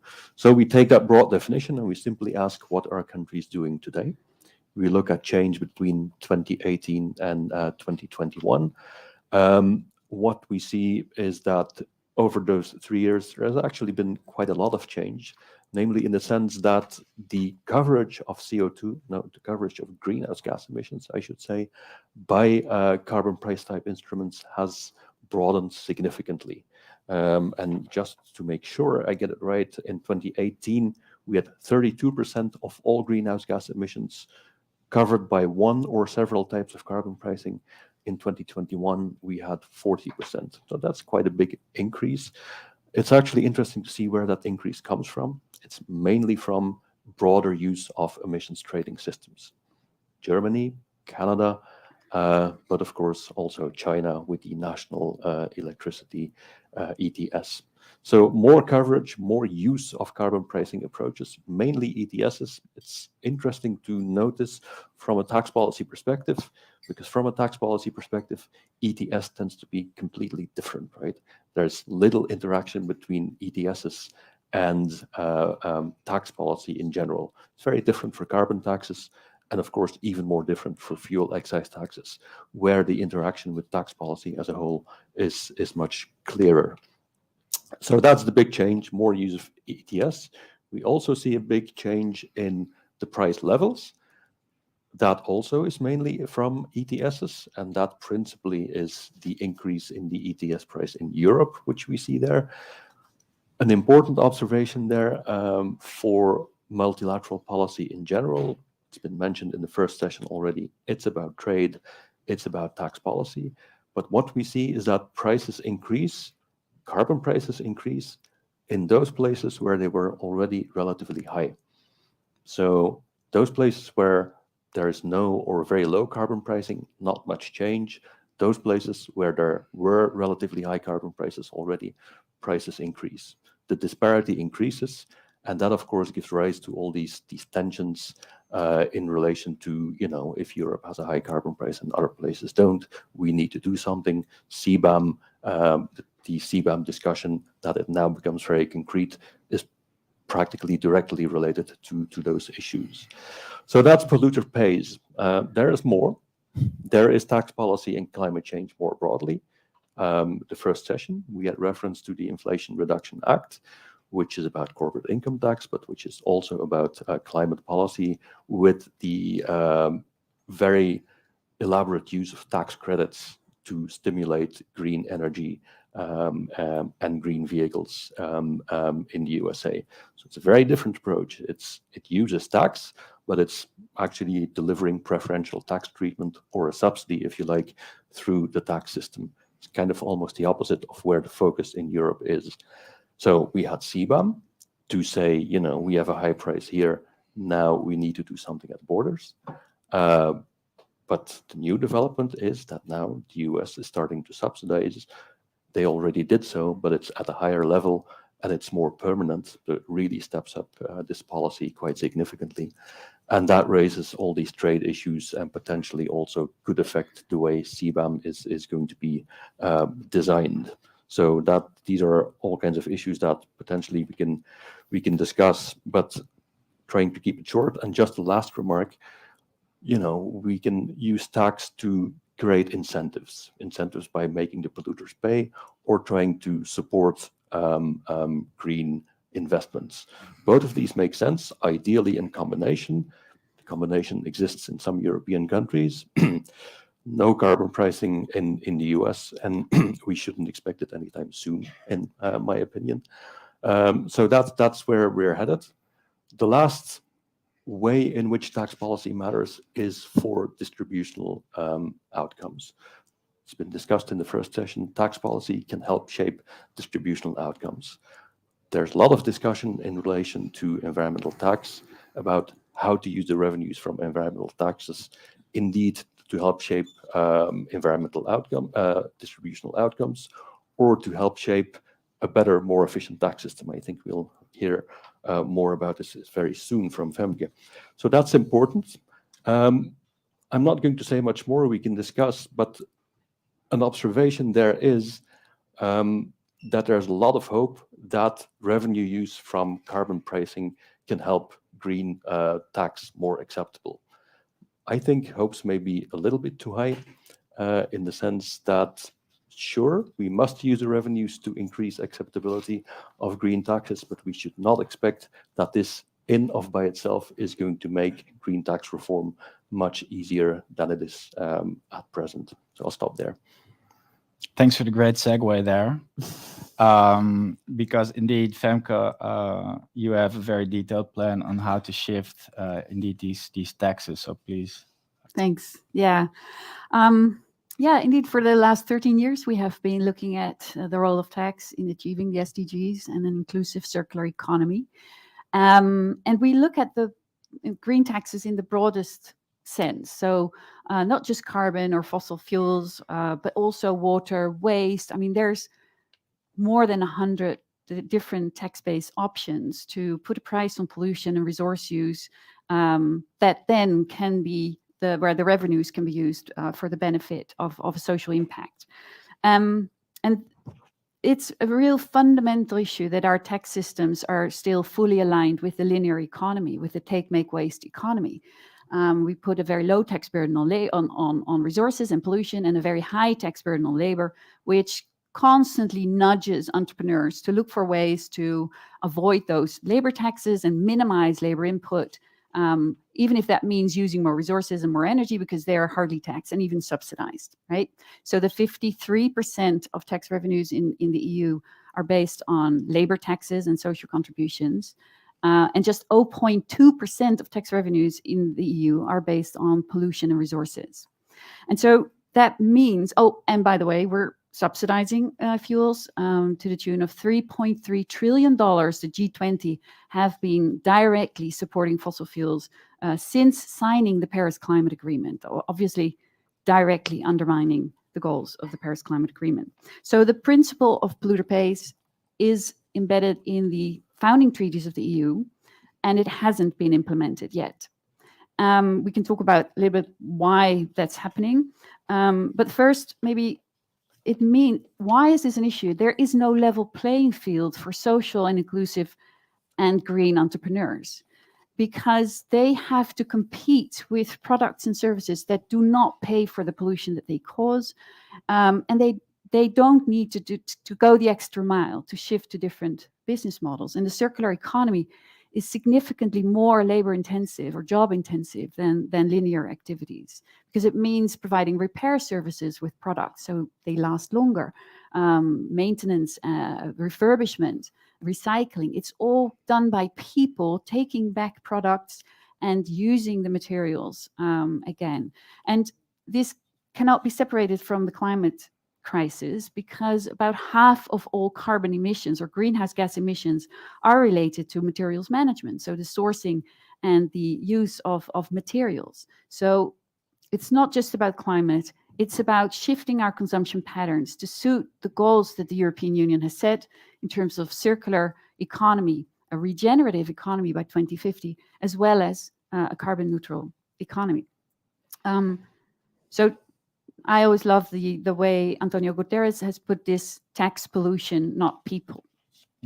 So our studies actually look into ways to do this, to implement a broad spectrum of green taxes on water, on feedstock, on waste management, on the pollution by industries, but also aviation and shipping and agriculture, and using those revenues for social impact. So reducing the tax burden for households, which means they have a direct increase in their net salaries or their incomes. Real incomes in our scenarios are up for every income group, but the most for the lowest income group. So this goes to show that it is possible to design policies that on the one hand put a price on negative externalities and on the other hand support income groups that need it the most. So it's possible. But it's a long road. So the Green Deal also includes these principles. I'm hopeful that it will gain more attention also after the Tax Mix of the Future event on the 28th, where happily I'm invited to be part of that conversation. And the problem is when you work on these issues is when you go to your capital, your country, your government, and you talk about these things, they will say, no, you have to go to Brussels because we can't do this on our own. There has to be coordination across the EU. Then you go to Brussels and here people say, no, unanimity. Our hands are tied, so go back to your national government. So there's this constant back and forth of who is responsible, who should act first. And so really what we need to do is get both national governments to create mid to long-term plans. So not just get stuck in these tiny details of specific measures, but create a broader perspective and a longer roadmap to showing how we can shift the tax burden and what the benefits are. And then collaborate across the EU.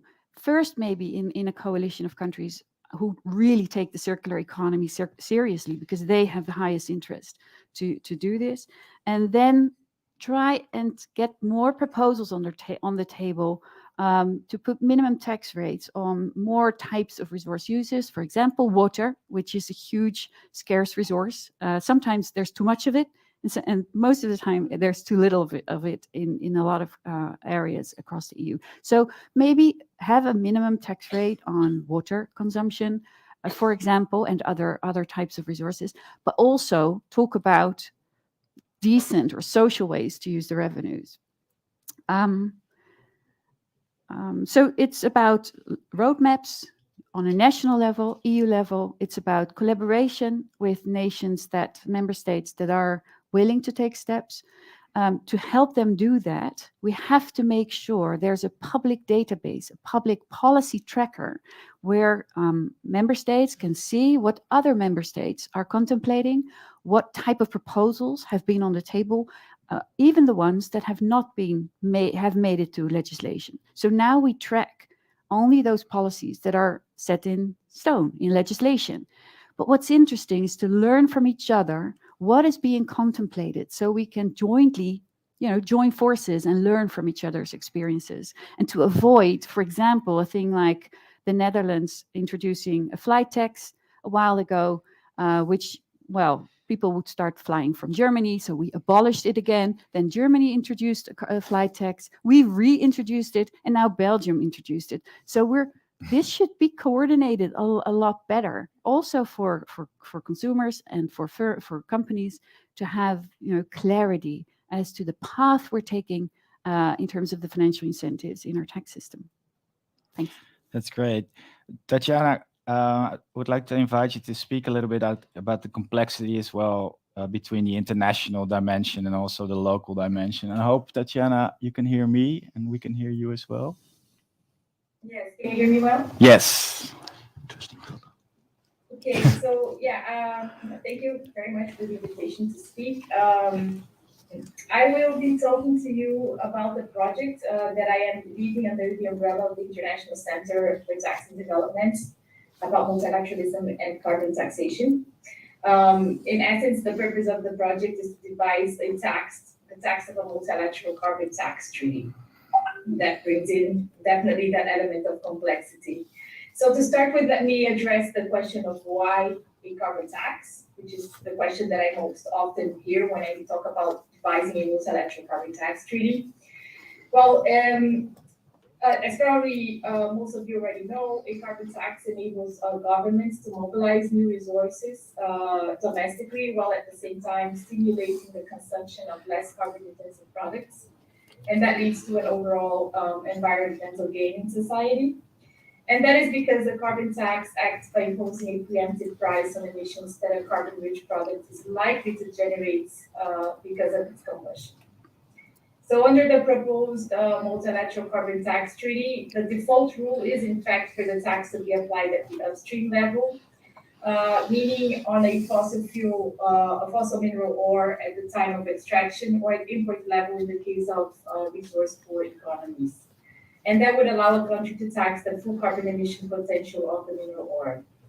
It would also allow governments to employ a whole of economy approach to the extent the tax addresses all of the potential for carbon emissions released in all segments of the value chain. And it therefore imposes an equal burden on taxpayers active in both the formal and the informal sectors, which is an important revenue raising point for low and middle income countries where the informal sector is significant. And therefore the buy-in for low and middle income countries is in the fact that you can obtain coverage of the informal sector.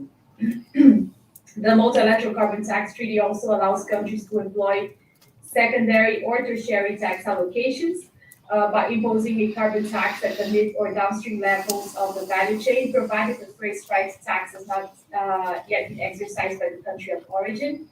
And so what that means is that actually they're allowed to tax, provided that the tax has not already been imposed at the upstream level. If the tax is imposed at the midstream or downstream levels, countries are then allowed to account for fugitive emissions resulting from earlier stages of production. And that is to provide the greatest environmental coverage possible as a result of the application of the treaty. So a choice for a carbon tax actually denotes quite a narrow scope for a treaty. It also speaks against the option for the use of a carbon price as a proxy. And that was in fact a purposive choice. In my view, choosing a carbon tax provides the multilateral instrument with legal certainty because the object is well defined. As many of you know, there is as of yet no international consensus on what it means to price carbon, and that's a significant impediment to obtaining some level of legal agreement internationally. Certain instruments are generally perceived to price carbon either because they are capable of conferring a positive price on carbon, and these, as Kurt elucidated, are carbon taxes, emissions trading schemes, energy taxes, and fossil fuel taxes, to name a few, or because they detract from the overall price, and they would include their fossil fuel subsidies and all types of other incentives that actually detract from the carbon price. But the common agreement on what it means to employ these different instruments as part of a larger policy mix and how they can interact in order to constitute the national carbon price has not been devised yet. This would be important, for example, for countries interested in devising national carbon price that is fit to account for its nationally determined contribution under the Paris Agreement. So the issue of legal certainty is actually, in my view, a central impediment against the adoption of other proposals for multilateral approaches on the pricing of carbon. A variety of different approaches have surfaced, suggesting different levels of coordination from countries in the adoption of a carbon price. And I would cite to you as an example the German proposal for a climate club. And in speaking of the German proposal, I would actually mention just the unabridged version from 2021, where there was a push to find a common ground on the carbon price. There's an IMF proposal for a common carbon price floor, and perhaps less so, the OECD Inclusive Forum on Climate Mitigation. What all these initiatives have in common is the interest in finding a common framework to coordinate and find equivalence in the carbon pricing approaches adopted at national level by different countries, without, I have to say, clarifying what a carbon price is. So if we then switch back to the initiatives that are unilateral in nature, but that protract impacts on multiple states, we have the example of the EU CBAM proposal. A proposal which also has to delve on the issue of carbon price in order to comply with a number of rules contained under the World Trade Organization's General Agreement on Trade Tariffs. One of which is the chapeau of Article 20 of the GATS. So I'm not going to be legalistic here, but in a nutshell, what the chapeau of Article 20 says is that the CBAM will have to be applied in a manner that does not constitute the means of arbitrary or unjustifiable discrimination between countries where the same conditions prevail, or disguised restriction on international trade. And this, in essence, just means that in imposing a border price at the EU level, the EU is required to waive or substantially reduce the incidence of the tax in circumstances when an alien country is able to demonstrate that it applies a similar price through a similar pricing scheme. In the absence of a definition for carbon pricing, the CBAM proposal also imposes a restrictive scope to the term by only allowing third-party compensation through a corresponding reduction of the price employed at the border if the country of origin imposes an explicit carbon price. Meaning, so what explicit carbon price means is that the country of origin either employs a carbon tax or an emissions trading scheme. So all other pricing instruments are excluded from scope. We are still to find out whether this reduction in scope is admissible from a WTO perspective, but it is clear the policy choice was made on account of legal certainty. So the message I want to leave you with is this. If we are to achieve any level of bilateral or multilateral coordination, it is imperative to first work on the conceptual framework concerning the instruments which we currently further with the intent of pricing carbon as a proxy to the 6 greenhouse gases. The most advanced proposals are those purporting a narrow and well-defined scope that has legal significance. So besides suggesting multilateral political approaches, it is important to get the terminology right so that the instruments also have environmental effectiveness. So coming back to the scope of the proposed multilateral carbon tax treaty, I chose to focus on a really narrow scope that is centered only on the application of a carbon tax, which in my view, it will make it easier for countries to agree on a multilateral approach because the tax base is known, the revenues are quantifiable, and the environmental gain can be computed against that base. Finally, the base is not limiting as it can be expanded over time to use carbon as a proxy to tax other greenhouse gases and carbon dioxide equivalents. So in my view, the narrow scope is the main strength of the treaty as a policy piece. I will leave it here. I'm sure that we will get lots of questions from this, but handing it back to the chair. Thank you very much. Thank you very much, Tatjana. That was extremely detailed, and I have a lot of questions about that as well. But Bas, yeah, just open with your remark, and then we can. What is there to say still, right? Yeah. I do think, by the way, it's good that OECD was starting because I think the OECD did a lot of work by putting this on the agenda. So I'm really extremely happy that we are having this conference now. But basically, we're talking about this now for decades.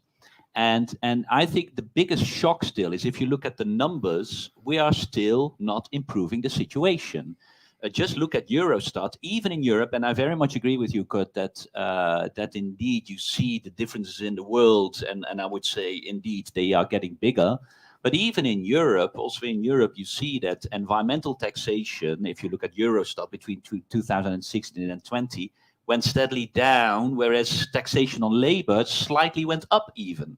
So whenever politicians are saying, we should not tax labor and we should tax pollution, they're not doing it. And this is really I'm also surprised that this is not causing a bigger outcry in our societies, because this is not only, economically stupid, it's also totally unfair. So for me, this still is one of the biggest question marks, is where is the global European outcry on this I would say wrong system that until now we're not fixing. I do think the reasons for it are clear. They are rather cynical, right? It's for a country, it's just easier to tax labor than to tax pollution because that comes from a company. They will threaten to leave your country. People are not threatening that much to leave your country. That's basically the cynical argumentation that's behind it. A politician will never agree with, will never be honest about it, but that's the cynical argumentation for it. So I think if you listen to what we want to achieve, I sometimes get a bit desperate because I think these lines we have been drafting as Greens for a long while now, but the agenda remains the same, right? So, and here I think we also need to turn to the European Commission because they have more possibilities to tackle this. I mean, yes, we do have this unanimity, and indeed, Femke, I recognize very much this pointing back and forth, right, where countries are saying we want. I would say the biggest problem is with the countries because they are very happy to have the sovereignty on taxation. Just try to change it in the national parliament. No, we have our sovereignty. We need to decide. But then they immediately say, yeah, but we can't do it on our own because it needs to be European coordinated. And then they veto it in Brussels. So it's kind of, it's, by the way, funny. We have 3 Dutch here. We know very well about how to block tax files in Brussels. We're experienced in that. We're experts. But so this is pure hypocritical on the behavior of member states. And I think here the Commission really should be much more vocal on it. I mean, what have they done? Yes, they have presented as part of Fit for 55 the Energy Taxation Directive. But already then you notice while they were presenting it, they were already expecting that it will not lead to a result. I mean, if you listen to the presentation of the Energy Taxation Directive, it didn't feel like that they are believing in it themselves. And guess what? It is indeed stuck. It is stuck in the council. By the way, also the parliament postponed it because of the energy crisis. So also here, even the European Parliament, although it will be an opinion which will be just being put away in a deep drawer by the member states, but even the Parliament is not touching it now because it's so difficult. And there you see that every time when we're talking, we need to stop finance, need to stop with fossil fuel subsidies. We're not doing it as we speak. Even worse, when we looked at COVID, after COVID, if you look, and the World Bank has done analysis on it, the world has given more incentives for polluting activities than for sustainable activities. And that only got worse since the war in Ukraine, of course. So in that sense, really, we are on a wrong track. And I think the biggest challenge for us here now is how can we put this on a political agenda? Because I don't think we need to repeat here amongst each other, and we probably all agree that this is a disgrace, but how are we going to change it? And I just think that this needs much more political kind of, campaigning, basically, in order to challenge the member state, but also the European Commission. They have the possibilities in the semester. They can put it on the agenda. They sometimes do that, by the way. For some countries, they do it, but it's one of those famous country-specific recommendations that a country then denies and just ignores.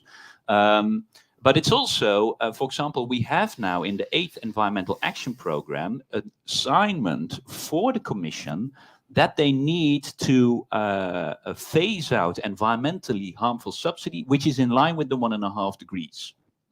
There was a long fight to get the 1.5 degrees in, because the Commission, of course, realized that this is quite ambitious if you take it seriously. But the Commission has now promised and must deliver on a methodology. They are working on it, I know, but there needs to be much more attention to this, because these are fundamental big steps that can be taken, must be taken, but in the end, where the member states need to be challenged upon.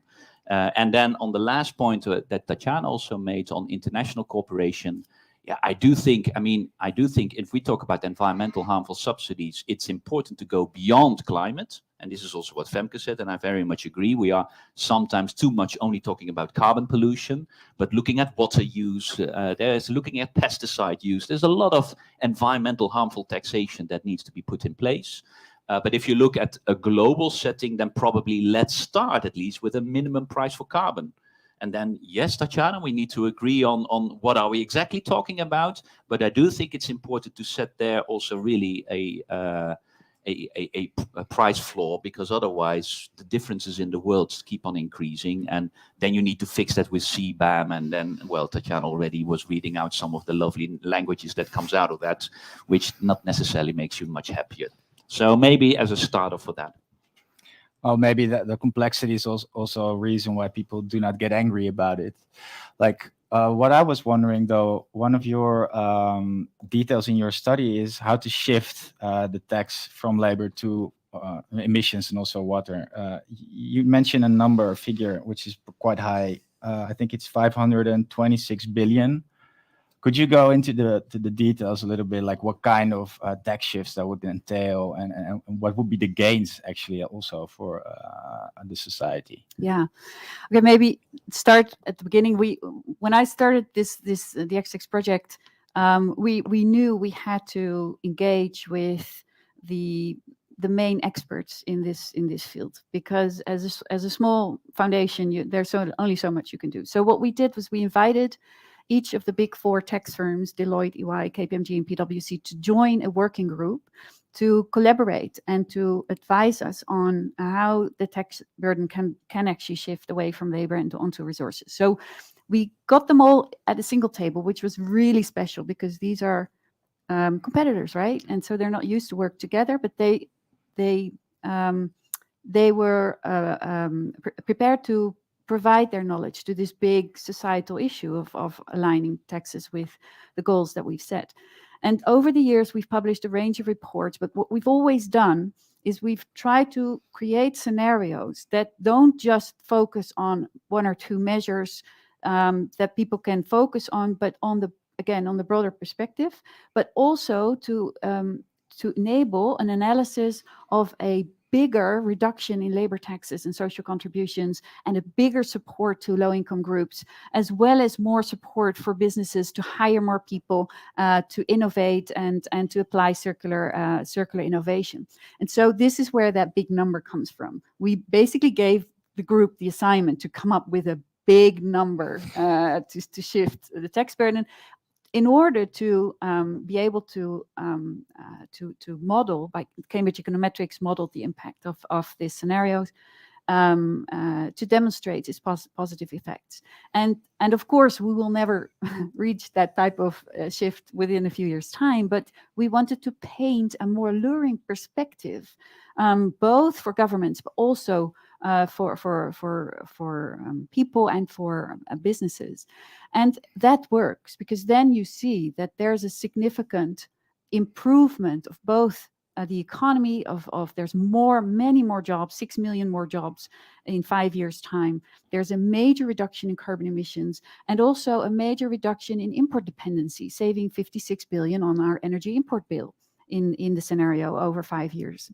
So it goes to show that this type of work could have prevented some of the issues that we're facing right now in our import dependency of fossil fuels, as well as the poverty arising, as well as the 27 million Europeans that are part of the labor market slack. So basically, these people experience an unmet need for employment.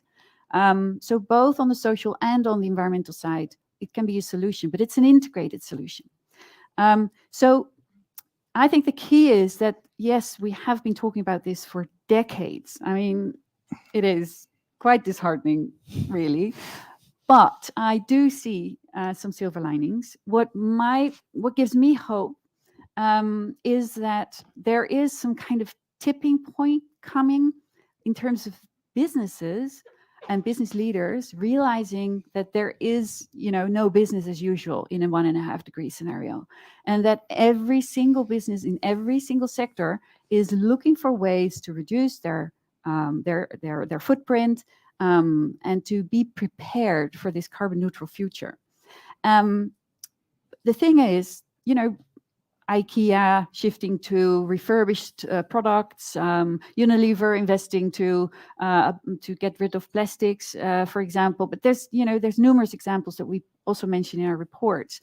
But these activities tend to be just a tiny portion of their product portfolio, and they have a hard time scaling them up because, again, there is no business case usually for the cleaner alternative, because they're both, less polluting, and they have to compete with the polluters who don't need to pay, but they do have to go the extra mile to shift their supply chains, to fully redesign their products. And that's a major, effort to be made. And in the current system, it just pays to not do that. So we have to make sure that, if we're serious about the circular economy, we have to make sure that there's a level playing field for circular activities, because whatever is profitable attracts capital, and whatever attracts capital grows. And so we have to make sure that doing good and doing well goes hand in hand, because taxing profits is fine, but it's the end of pipe. It's when all the the damage has occurred already, and all the the benefits to society have been minimized. We have to focus on setting the rules of the game so that clean and inclusive solutions are the most scalable solutions. And I think we have to work on it still, but that should be a learning perspective for both businesses and governments. And I think we will get the support over time from more and more businesses and sectors who understand that they need this change in the rules of the game in order to reach the goals that they've set for themselves as well.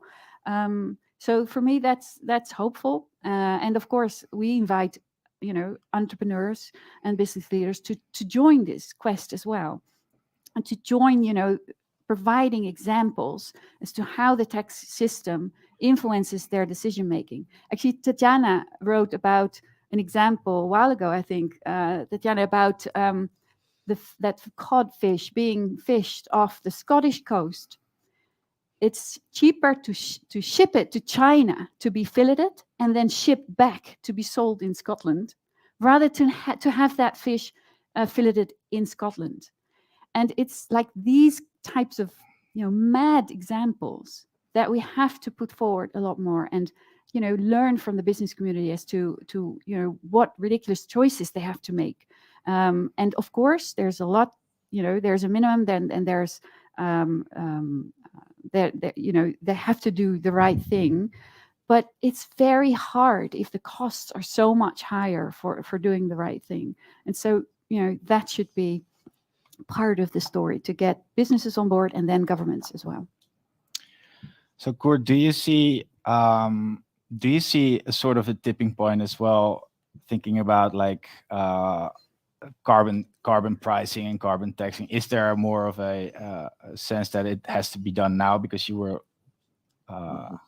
not so hopeful just now? I think, well, I mean, I'm a little bit more optimistic actually in terms of evolution than was said earlier. In the sense, if you look at the ETS, for example, in Europe, that's a remarkable achievement, and the way it's developing, I think, is quite impressive. So, I mean, revenues fall. This is true. This is environmentally related taxes, right? So there we talk about mainly actually the decline in real term of fuel excise taxes. So that's kind of not on people's mind when they think about environmental taxes. So I think there may be some kind of lack of awareness of what these instruments mean, and changing that could help. Other reasons why I'm more optimistic, and maybe yes, a tipping point, is I'm sure many of you heard or read the comments that Fatih Birol of the IEA made in relation to the energy crisis and how investments are responding, where there are indications that actually there is quite a bit of resilience in terms of not going back to fossil fuels in a hurry on a massive scale, and instead kind of seeing an increased turning towards renewables in the energy sector. This is a business case, right? It is a business case there because, well, the cost of these renewables have come down. Has this been thanks to tax policy? Unfortunately, in most cases, not. But it is a sign that if the business case exists, and we can help to create it through tax policy, that this can work. So we can point to this as an example of simply the fact that prices matter, and then tax policy can, or pricing policy more broadly, can influence prices, and that things can change. I think what's needed for, I mean, the awareness of climate threats clearly is stronger now than it was even 2 or 3 years ago. Is it strong enough for people to accept climate policy? Potentially in a larger number of cases today, yes, than a couple of years ago. Is it sufficient to increase support for pricing? That's a different question, right? This is perhaps not so obvious. Tax shifts can help. The revenue use can help.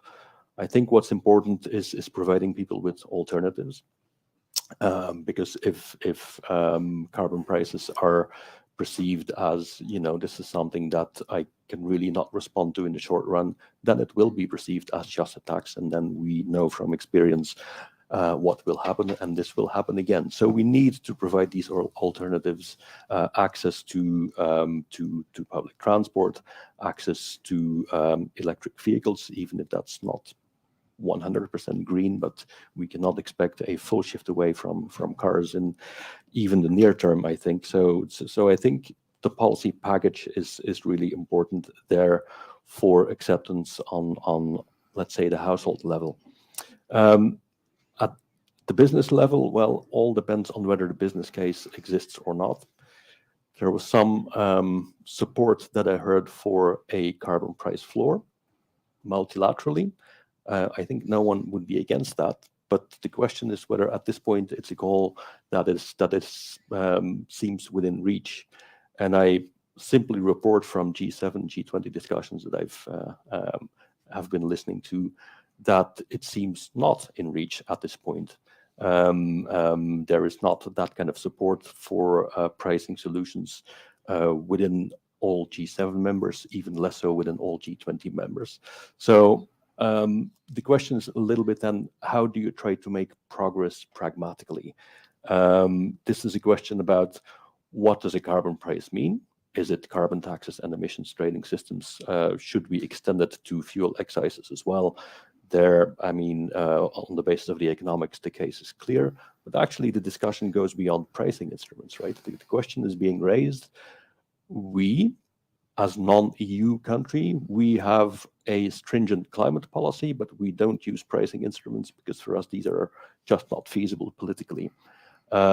How will you, as an EU, take this into account in your CBAM measure? Will you take it into account at all or not?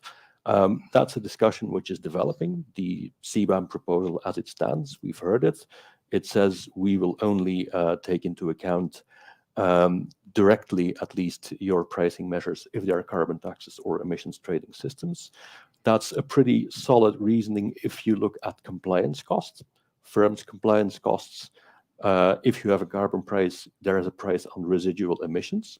So you continue to pay for what you continue to emit. If you look at regulatory policies, that's not the case, right? You comply with the regulation, you continue to emitting somewhat beyond the regulation, but you don't pay for that. So there's the you don't pay for the remaining emissions. So there's kind of an logic to the CBAM view, which reasons from the point of view of businesses' compliance costs. The question which is being raised is that the right perspective? Should we not, in the Paris Agreement type of context, instead look at what countries do in terms of emissions reductions and start from there?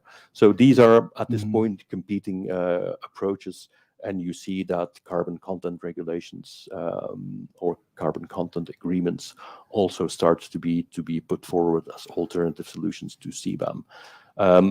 These are the discussions that I think we'll be having in the next couple of years, and there really are competing paradigms at play here, so this will be complex. Yeah.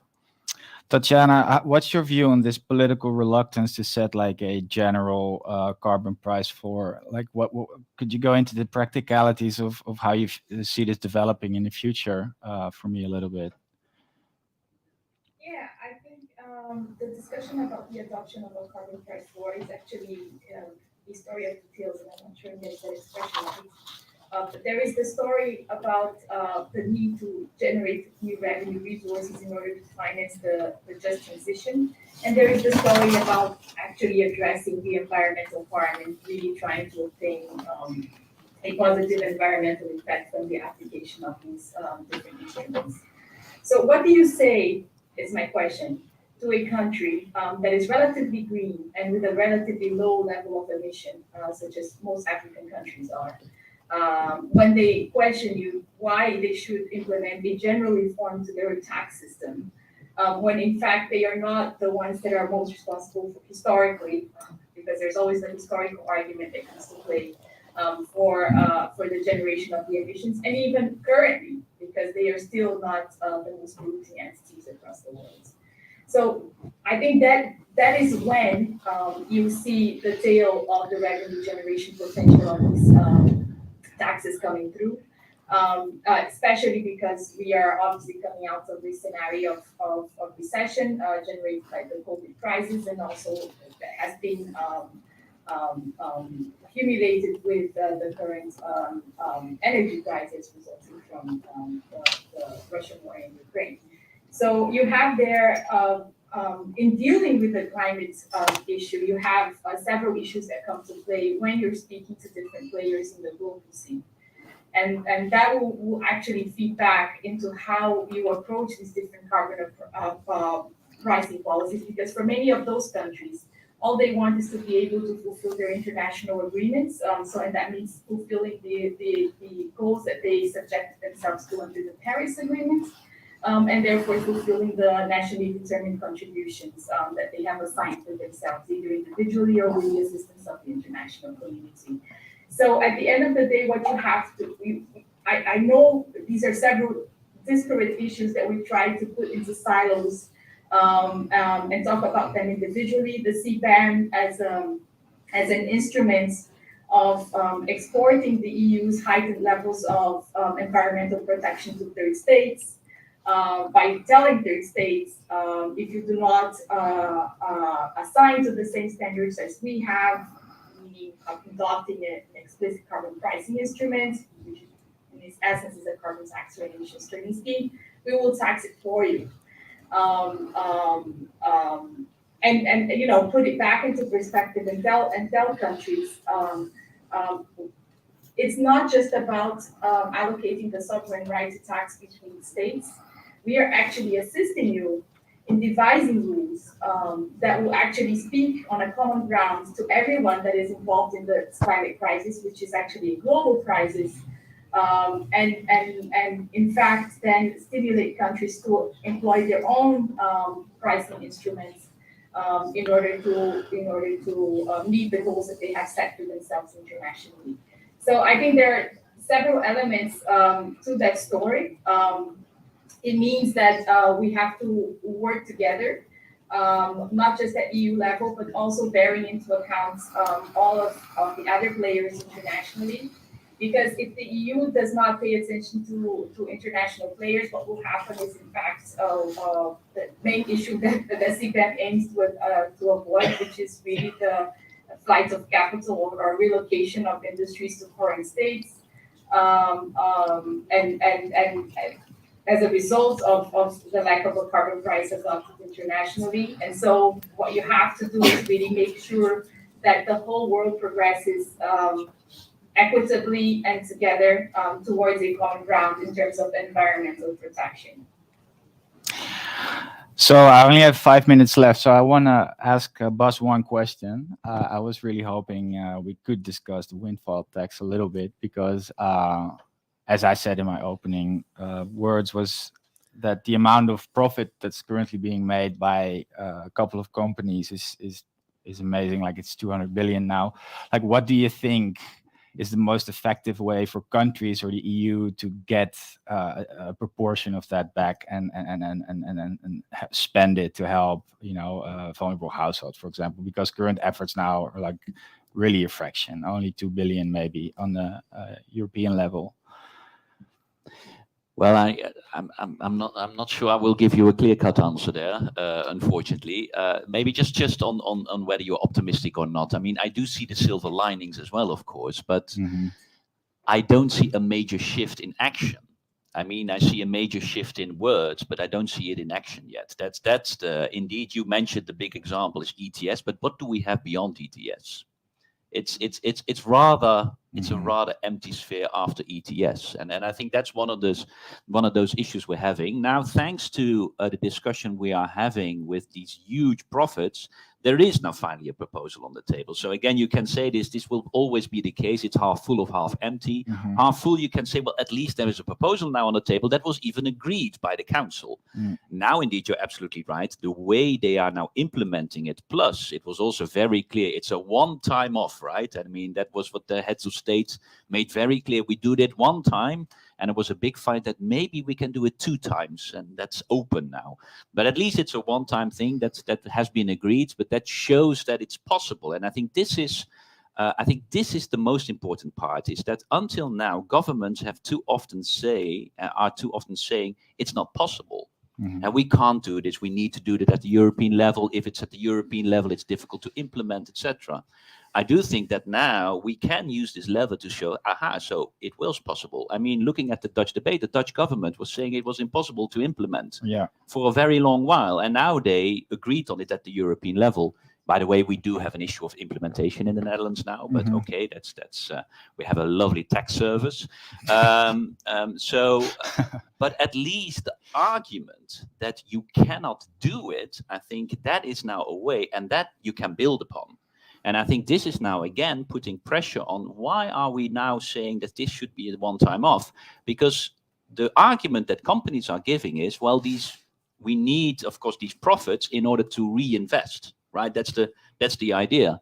Well, then the question is, are you doing that? And let's be fair, they're not. They're not. They're giving a huge bunch to their shareholders. Back to the people. Well, back to some people, from a very particular group of people. Yeah. And I do think, and this is now, by the way, also the German Minister of Economic Affairs, Robert Habeck, has made that point now, right? Should we not go into that discussion in what are the revenues used for? These profits, where are they used for? And I think that's a very valid discussion that we need to have at the European level as well, because I don't say profits are not needed. They are needed for reinvesting, but then indeed the reinvesting should be in clean technology. So there we need to steer it, but also at a certain moment, we really need to question the role of shareholders and how much of investment goes back to those people. And I think there, so for now, back to your question, at least we see now that measures are possible at the European level and member states are willing to take that step. I think it's a very, very marginal first step, but at least let's build upon that. But I do think we need to open up much more the discussion on indeed where does the money go to, but also more fundamentally, these profits, when are they excessive and when not? And I think we need to really also determine terminology on what do we mean by excessive profits, because there's a world behind it, of course, what we talk about there. Maybe just one more point I want to, just on the silver linings, and I would be very much interested also how Kurt is seeing that. I mean, for the first time ever in Glasgow, we now agreed, the world agreed at least to do something about fossil fuel subsidies, right? I mean, it has been mentioned in the conclusion.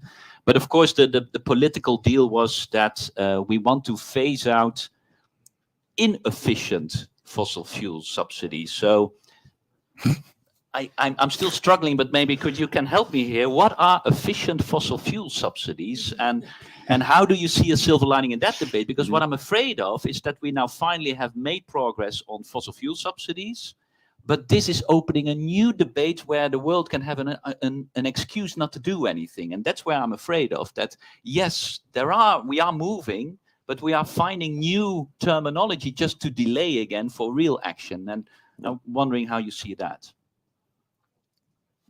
Final remark. It's okay to answer. Yeah, I mean, answers differ to that question. For example, some people argue that the label inefficient fossil fuel subsidy is a tautology, right?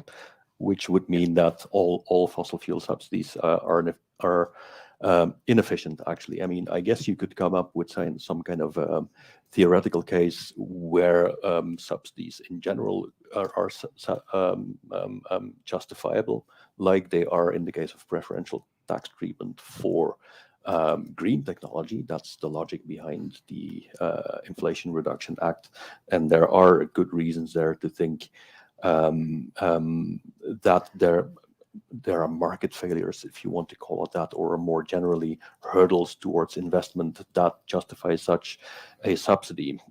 Do these apply to fossil fuel subsidies?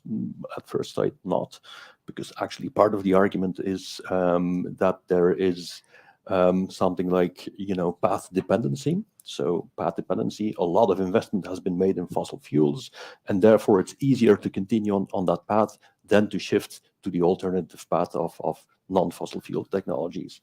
That would again point in the other direction, that you need to favor the green technology. So I can see a theoretical case, but I'm not here readily able to give examples of what would be efficient.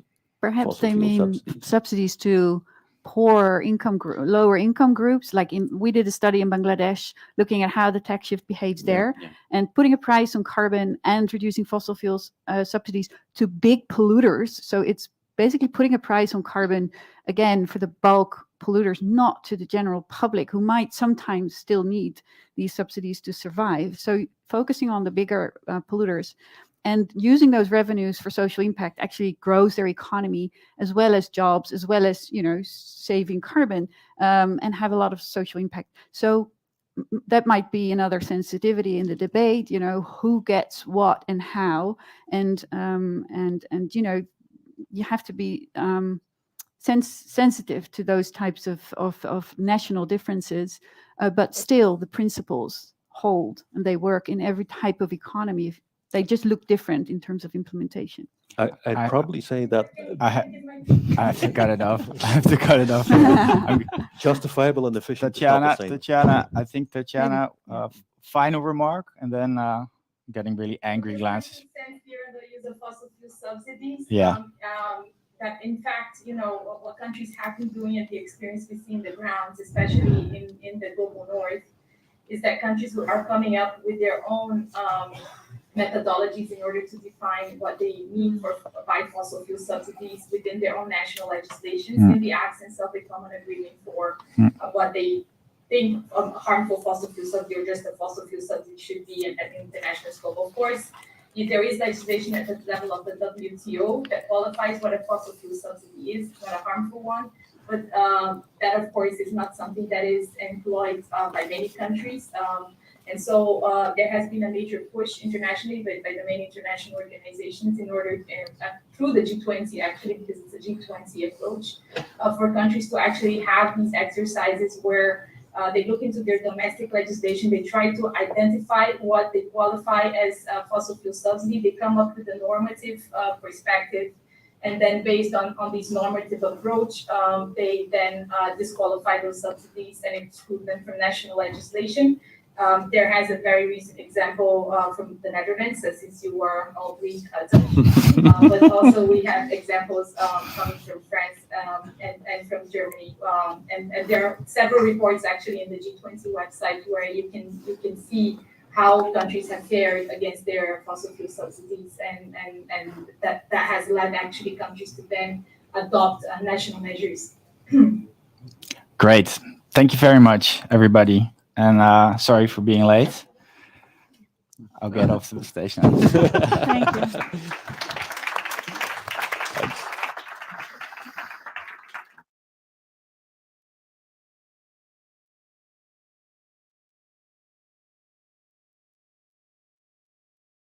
We're not that late. It's fine. You're good. Thank you for that. It was a very, very interesting discussion as well. We're going to need like 5 seconds to change headsets between speakers, and then we are going to move on to our third and final panel. We've been talking quite a lot about taxing and who we're taxing and how we're taxing. But I think that above all, something that we definitely need for taxation is data and transparency, which is probably why the third panel, if the clicker works, which it will, the third panel is going to be on transparency and finding where that money is so that we can tax it fairly. So we're just going to get the speakers ready, and we'll be here in a second. So if you want a quick pee break, now is your moment. 30 seconds, 2 minutes, go for it. Make it quick.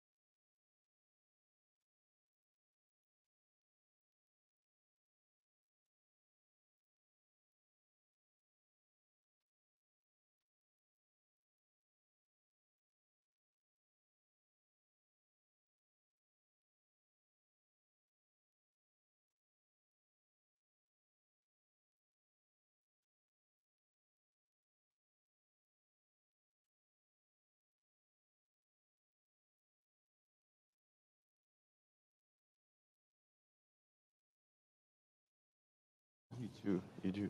Yeah. Careful what you wish for. It's before lunch. It's fine. We are between lunch. Yeah, voilà.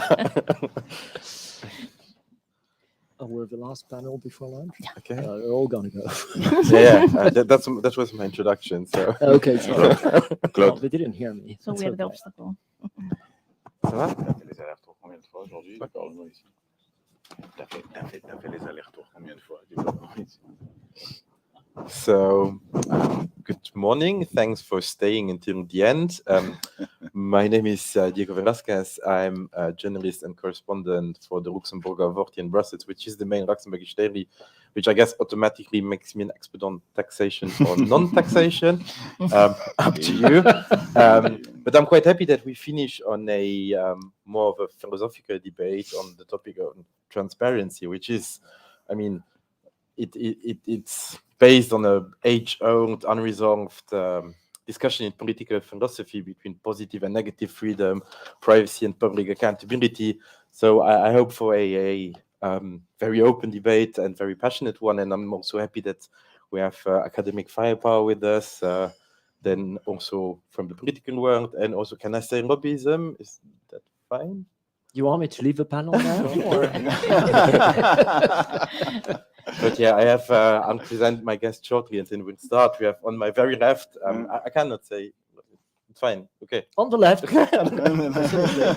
Olivier Butery-Staft, who is the current CTO of Accountancy Europe, the EU trade association for the accountancy profession across Europe. But you've done things before. You've been a public prosecutor in France. You worked as a director at PwC. And yeah, you will have quite an unthankful task maybe today as representing the profession that is often perceived as standing in the way of transparency, but we can discuss that.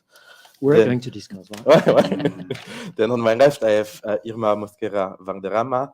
You also worked at PwC once as a tax accountant, as a tax advisor, but now you you at the University of Leiden, concentrating on tax law, international tax law, and tax governance. So yeah, we hope to hear from your expertise, combined with Mona Baraks from the recently created EU Tax Observatory led by Gabriel Zuckman, which some here in the room certainly know. And yeah, you focus on the data available through new transparency measures and then analyze them. And I'm sure you can show us what actually the new laws that were voted bring, about what knowledge they can bring in your field. And then on my far right, I have Ernesto Tasso, which you are an MEP since 2014 for the Catalan Greens and then for NCOMU. You've been a member of, I think, every relevant committee when it comes to tax matters. And above that, you also studied economists. So yeah, a lot of expertise in the room. And let's kick off with your introductory remarks so we can get to debate quite quickly. I'll start with Olivier. Okay, so I think I have to first redress your first statement and say that, accountants see their job as providing transparency and trust. That's the main reason why they exist, okay? And that's what they do in a number of fields. As an organization, Accountancy Europe, I think it's important to understand who we represent, because we represent all sorts of professional accountants. So that means people working in accountancy firms, of course, but also people working in government, like ministries of finance, courts of auditors, and people working in business. And one thing we're very keen on as an organization is to base all our work on the public interest. And I think this diversity of membership is helping us getting closer and closer to that ambition. Now, in terms of tax transparency, I think we've been on record for a long time supporting country-by-country reporting. We've been supporting the GRI 207 standard to provide actually this transparency. We've been supporting the use of technology to enhance the use of transparency, because transparency is one thing. You got to use transparency once it's there. And I think technology can actually help creating more transparency. We've been supporting, transparency of beneficial ownership as well. And coming back to technology, the interconnection of business registers so that, at least the information can be accessed. So much for transparency, but I suppose I need to disappoint you a little bit because, I've been talking about transparency for about, 20 years. I've never met anyone in my life who is against transparency. Never, okay?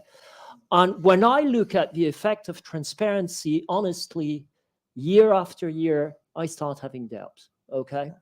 And I'll just take 2 examples, or maybe more, I don't know. But take CEO remuneration, for instance. There is greater and greater transparency on how much CEOs are getting paid, and or how, what a multiple of the average pay they represent. What's the result? An increase of CEO remuneration. I mean, it doesn't really stack up in terms of the impact of transparency, right? Take climate. I think for 40 years, we've got access to information. We know what's going on with climate, or we should. Now it's really difficult to avoid. What's the result? We continue increasing our carbon emissions. So, the point I'm trying to make is that transparency is a minimum. It's useful, it's a minimum. But what really matters more is what we do with transparency. And at the end of the day, I think, what is necessary is to look at the rules that prevent transparency or that enable transparency.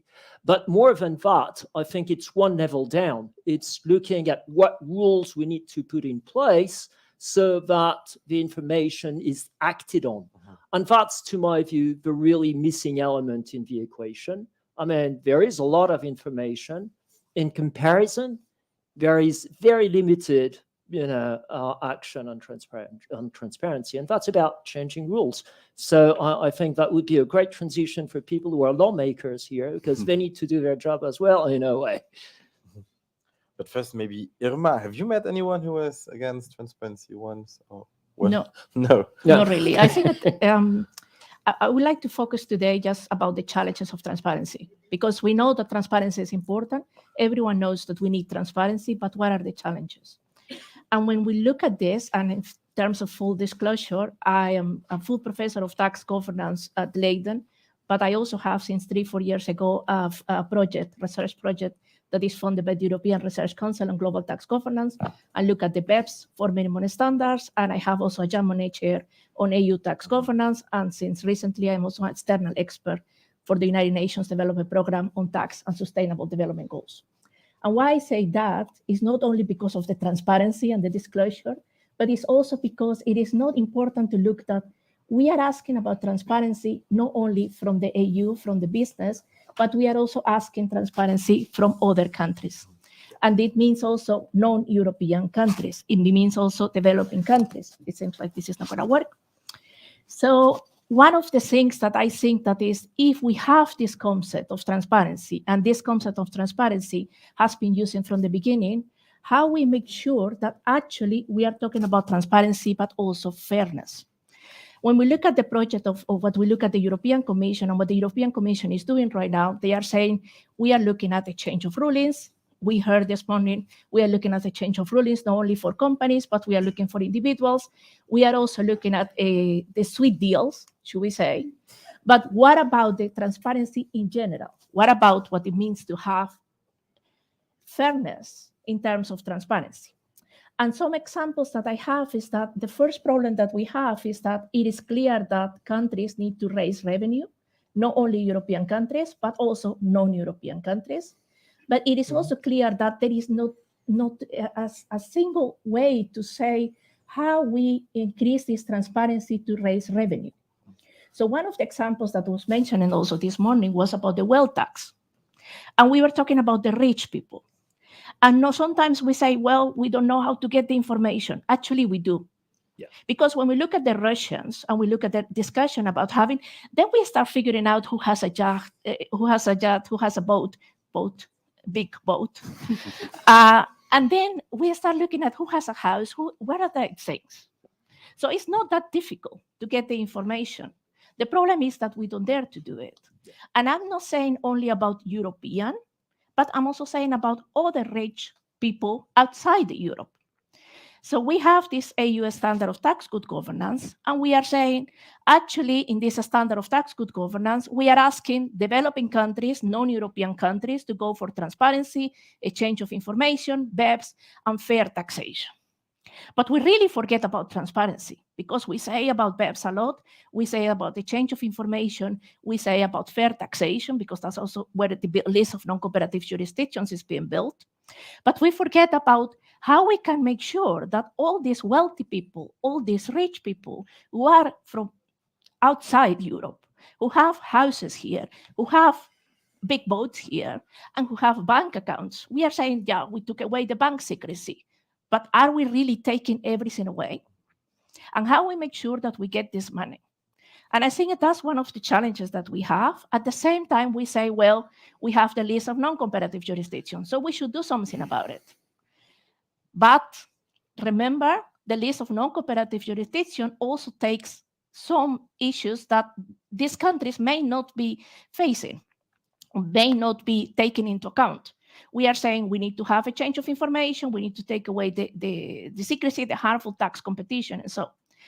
But I remember, and this is my final comment to conclude for my first remarks, is that one person from a Caribbean country was saying, we are asking now BEPS, we are asking now harmful tax competition, so take away just free trade zones, because if there are regarded as preferential regimes and harmful tax competition, we need to take it away. But actually, this small Caribbean country island was saying, we have a problem of natural disasters. So how we are going to do that? And sometimes we really forget about that. So transparency, it means take, ask, but also give. And this is a challenge that I think that we can raise today. Thank you, Lutz. Mona, we heard a point being made that we actually already know a lot and we know where the issues are. But actually, for you, it has been not different, but the new rules that came into force in the European Union recently allowed you to see things we maybe didn't know. Can you explain to us a bit what is meant for you as a researcher? Yes. So for many years, researchers that are, digging a bit into tax havens and low tax countries had very difficult times in producing good quality research, because the data was non-existent, basically, because of secrecy and the lack of transparency.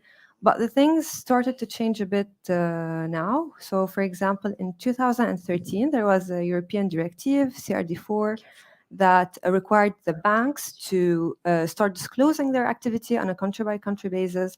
And this was, a very good change, because we are now able to see for each European bank where their profits are located in all the countries in the world, where they are paying their taxes, where their employees are located, and where their income also is coming from. But unfortunately, we're not able to see their total assets. So there are still some lacks. So it's not ideal, but it was like a good start.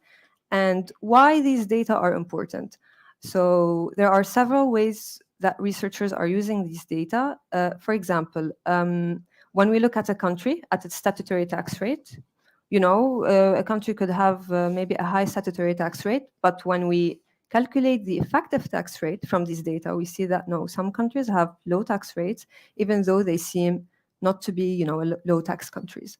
Another important thing that we see in the data is some profitability ratios.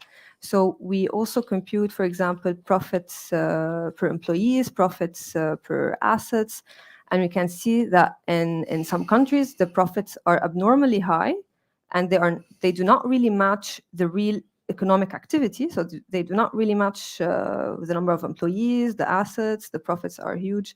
And here we can think about assessing profit shifting or tax planning.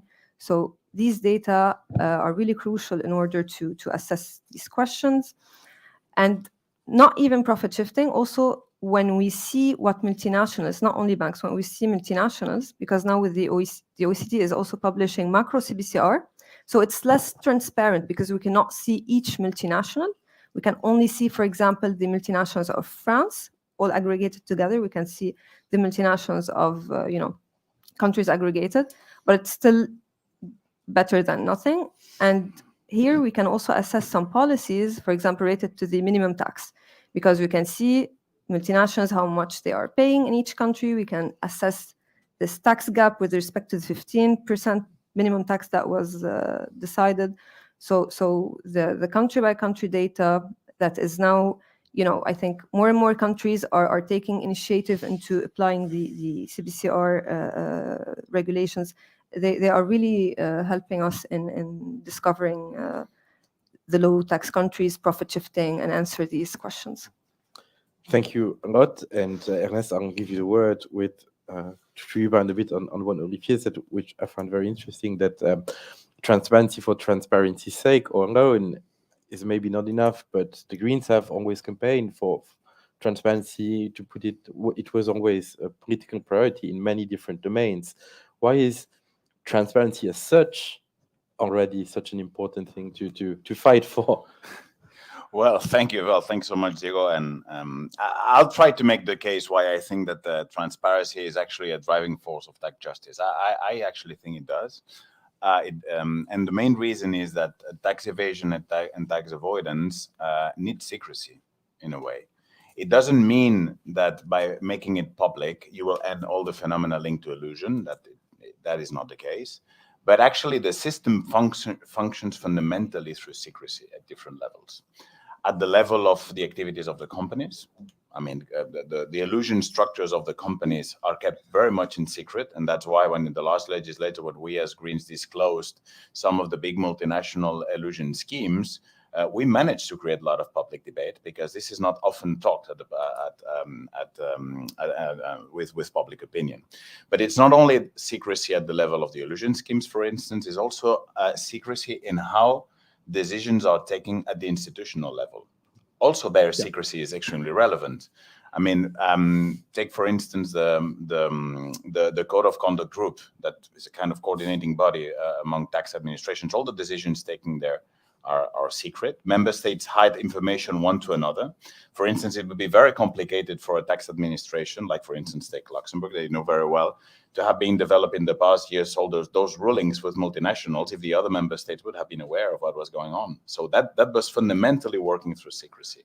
And if you take another example that has been mentioned, which is like how the list of non-cooperative jurisdictions that you just mentioned, the criteria on which this list is made and the different positions that the member state take on that are fully secret.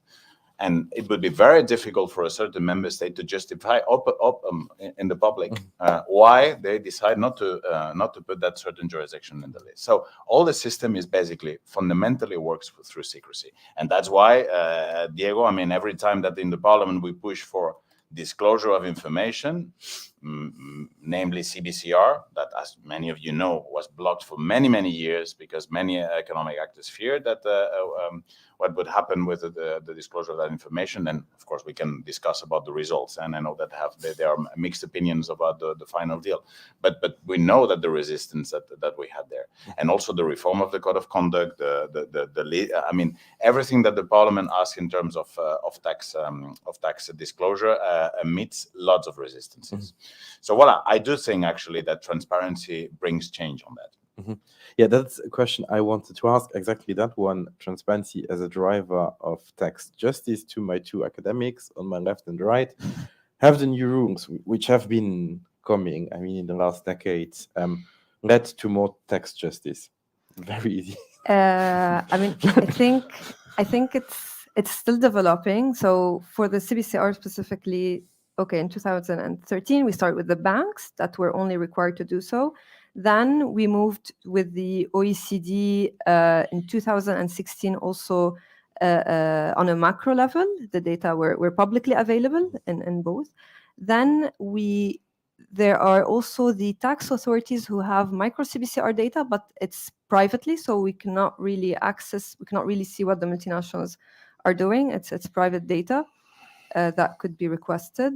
But also for the coming future, in 2024, there's going to be an EU directive that is going to make possible to have public CBCR data for the EU multinationals, but only we will only be able to observe what these European multinationals, or even the other multinationals operating in the EU, are doing in the EU. So we cannot really see what they are going to be doing outside of the EU, unfortunately. So I would say there are some advancements that are being done, but we are, of course, not still reaching the full transparency that we are wishing for. And just to take an example, for the bank CBCR, we don't even have all the other variables that we have in the other country-by-country reporting. There's only 4 variables that they need to report. There's not even total assets. Yeah. Yes, I think that important is to have the data, but more important is what to do with the data. And I think that we are kind of stopping trying to get as much data as possible. But we also know that countries, such as, for instance, where I work right now, I'm originally from Colombia, but I work in the Netherlands, and I also have been for 20 years or something, I don't know, Colombian Dutch. But what I say is that tax administrations who are very well developed, modernized, they work with the algorithms, they work with data. And still it's difficult to manage that data. So what we are doing right now is, and that is the next challenge, how to use the data, what we need to do, and how tax administrations, not only in developed countries, but also in developing countries, can use the data. And I have to say, and also regarding the first comment regarding the role of the European Parliament, what I see, and I participated like 2-3 years ago in this discussion about in the public hearings from the European Parliament, and I thought it was very interesting because actually the European Parliament is doing a lot about it, trying to say, well, what we need with transparency, what we need with fairness, what needs to be done. And I think that when we look at the second speaker of this morning and say there are tools that are available, and these tools is not only the European Commission say, well, the countries do not want, we have the unanimity, but try to also use the information that has been discussed here in these public hearings. What do the countries need? And also try to bring the attention from the government to say what we need to do, what has happened there. So I think that in terms of what we need to do is we need to make sure that everyone has access to the information, that everyone use the information, but at the same time, how we are going to use this information. On that, Olivier, come to you in a second. I would just stick for 2 more questions with the academics. I have quite a feeling that, and it touches upon what you said, that when a fight for regulation gets lost, we continue with transparency, and regulation lags behind. The fights for transparency, we win them, sometimes because it's qualified majority, sometimes because it seems to hurt less the countries that, I don't know, have something against it. But on things that are so obvious that should be done, like common consolidated exactly, we are stuck. Is that just my feeling? Or? No, it is completely true, because if we remember, I mean, this is CCTV with all Cs of the CCTV or whatever, we have it more than 15, 20 years. And we haven't been able to reach that. But at the same time, remember this morning, they say, we are going for DAC 8, the Directive on Administrative Cooperation, number 8. And then I was thinking, oh my gosh, another one to study and another one I have to teach my students. And then every time you look at this Directive on Administrative Cooperation, well, we don't know what to do, so let's make a DAC. And yeah, we are in 8 right now.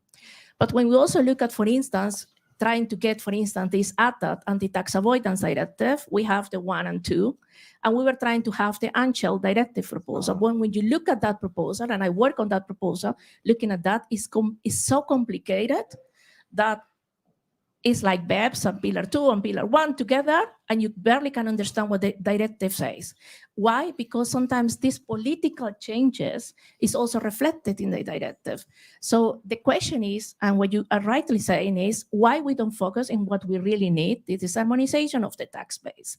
This is just to try to prevent aggressive tax planning also within Europe, because I do agree that the list of non-cooperative jurisdictions should not be only for non-European countries, but should be also for European countries.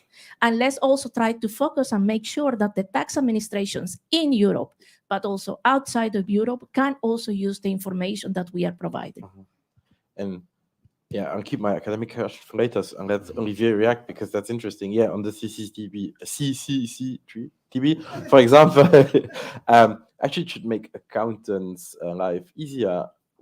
What's your position on this tension between transparency and actual reform and regulation? What's your reaction to what just has been said? Well, I think you've got a very clear left-right divide in your panel, with people on your left saying that transparency is useful but not enough, okay?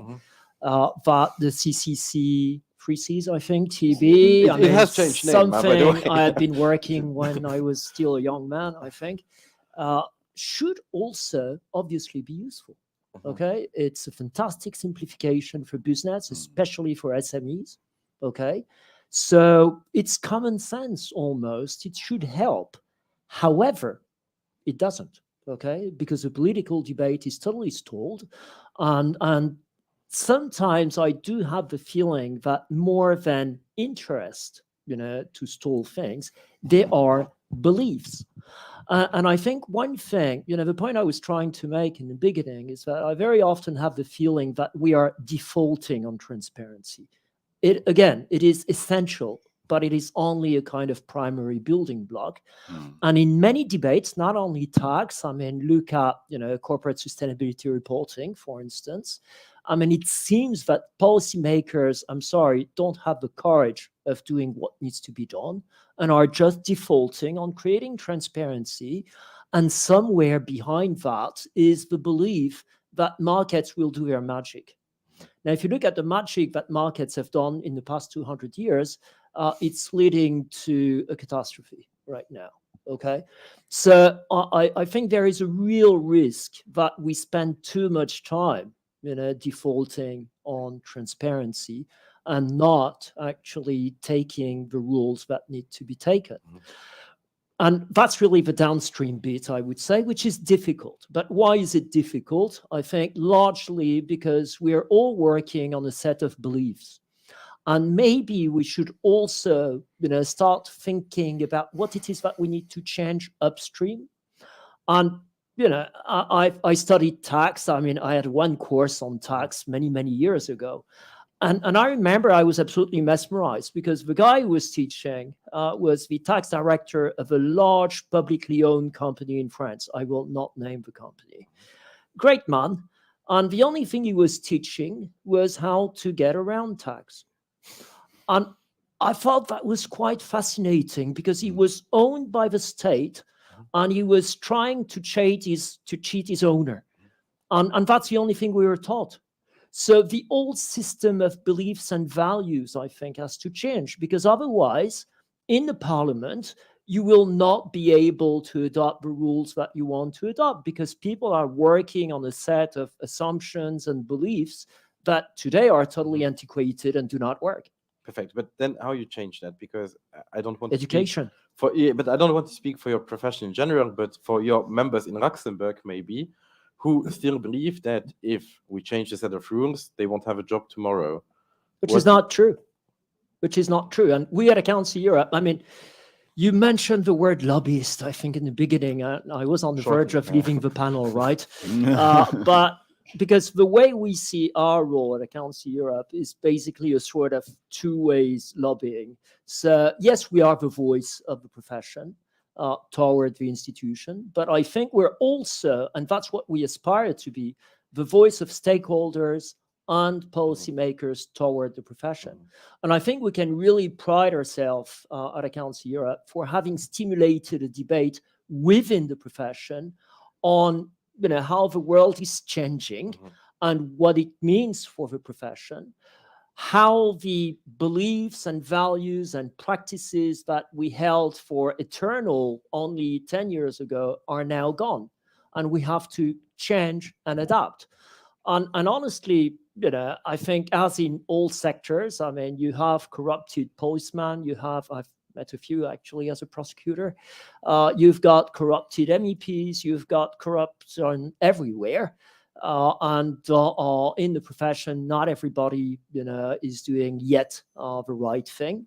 But we've been really stimulating a debate inside the profession, and I believe we have been changing things. I mean, this profession has never been more aware of its public interest responsibilities, not only when it provides, for instance, auditing services, because we're not only representing auditors, but also in the provision of tax advice. I mean, there is a real reflection going up. And coming back to my point on education, it's really interesting to see how younger generations in our organization, but also in accountancy firms, are driving this change. They're not abiding by the principles that we used to believe were true. Despite having probably, I'm just guessing, a certain sociological bias in your profession. I mean, if you look at what the cliché of people attracted to the accountancy job, might be people who are well off and may lack the motivation for equity and equality and to fight for more justice. Is that? I think that has changed, honestly. Your assumption may have been true like 30 years ago. And even 30 years ago, I mean, when I was in the profession, I was really struck by the kind of second chance that the profession was providing, with a great diversity of people who, were not able to have made it in other walks of life very often. I mean, I myself started a career in sports.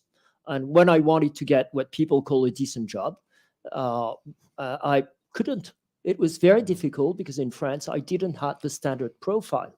And, I had the chance to start in an accountancy firm. And that's where I saw a broad sociological diversity contrary to my expectations. Okay. So that's one thing. But I think more important than that, because, I would agree with your point, which I think is a generational point.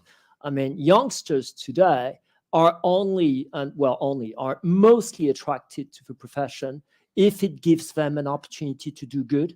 So if they can work on the sustainability dossier, for instance, and if they can handle tax and audit services in a totally different way as their seniors. Mm-hmm.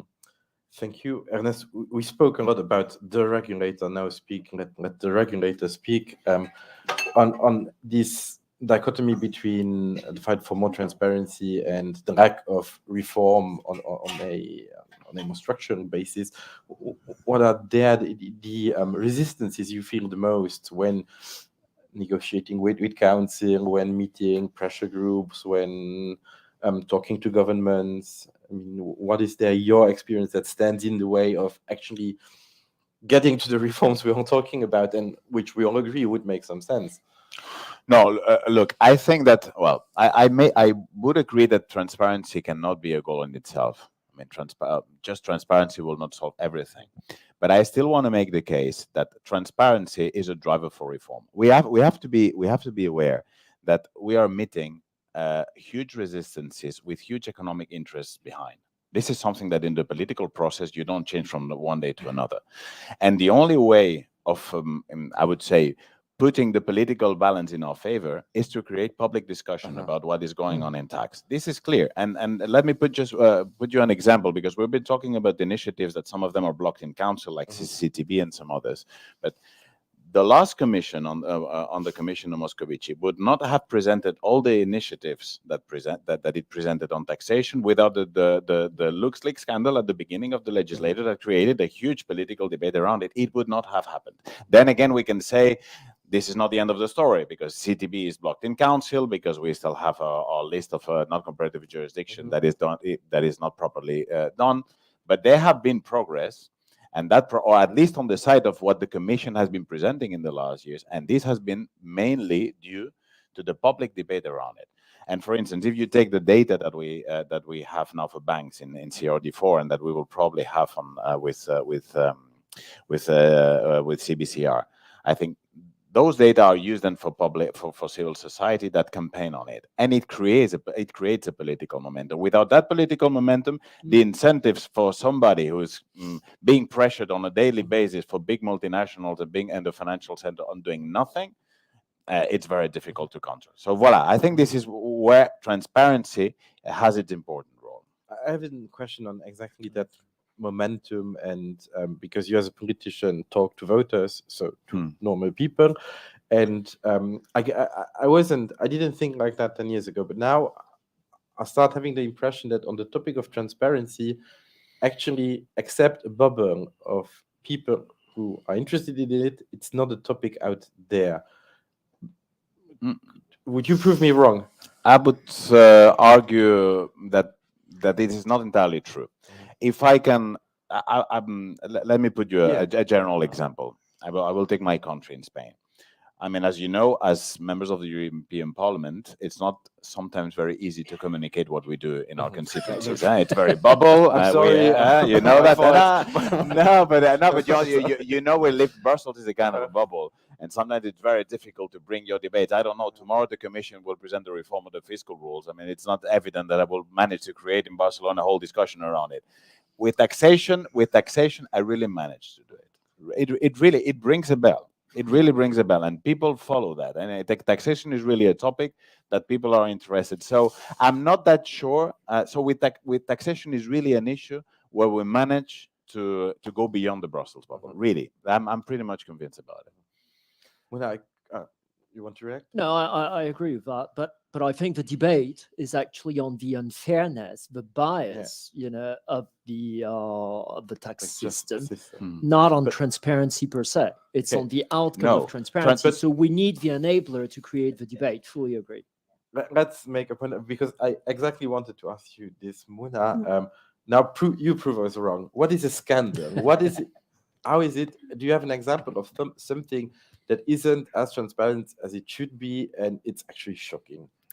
So I would say, I mean, all the past leaks showed us that there's a lot of secrecy in the system. I mean, it was shocking back in, I think, 2016 when the Panama Papers, I mean, of course, there was several ones before it, but this is the first one that I really remember when I was working still in my PhD. To see this huge amount of shell companies in Panama or in other islands or countries, like there's like a huge amount of shell companies, a lot of secrecy. So I would say this is shocking, and it doesn't stop here. So each few years we are seeing more and more leaks happening.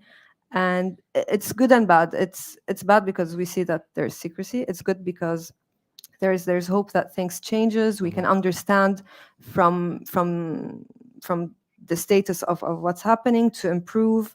For example, the directive of shell companies that is being prepared. So I think all of this is useful to change the system that is currently available. You wanted to react? Yeah, I think that what we have seen change in the last 10 years is the role of civil society. And we see that NGOs have taken a very important role, also the consortium of journalists, and there is a lot of information. So that's really useful. And you see also in the discussions at the OECD level, AU, also in the platform for tax good governance and the discussions that there is always a space for a civil society. But what I do think right now is that we have this kind of three layers. So we have the civil society, we have what the AU is now saying is the tax mix for 2050. I think, well, we need to first look how we achieve the goals for 2030, SDG goals, but we are talking about 2050. I don't know where I'm gonna be at that moment. But what we do see is that there is this lack of approach of closeness between what the citizen needs and wants and what the AU Commission is doing right now. And when I look at the program of 28th of November, and I was quite critical about it because I thought, I cannot understand barely what they are talking about and what they are gonna discuss. And I'm supposed to be a tax professor. So I now imagine if someone, a normal citizen who is now completely struggling, making ends meet, and we are talking not about poor people, but we are talking about middle incomes people, and they are trying to figure out how they need to make sure that they will pay the electricity, that they will pay food. When it used to be before in a country like the Netherlands, that if one of the two will work if the father normally will be at that moment, that they still will be able to pay for your children to go to school, to pay to the university. They will be able to have a normal life. They will not go once a year, you go by car and you go somewhere else. Now, even that is taken away, but we are talking about tax mix for 2050. And what are we doing about this? And if I'm a normal person, a citizen, a middle income class, and I look what the European Commission is doing right now, I can barely follow what they want to do. And then the question is what they need to do for me, and not for me, but for the normal middle income citizen. And that's something that we are kind of losing now, and we need to talk about that as well. At this point, I would suggest then open the floor to questions, since maybe we have normal people here around. Is anyone willing to step into the debate?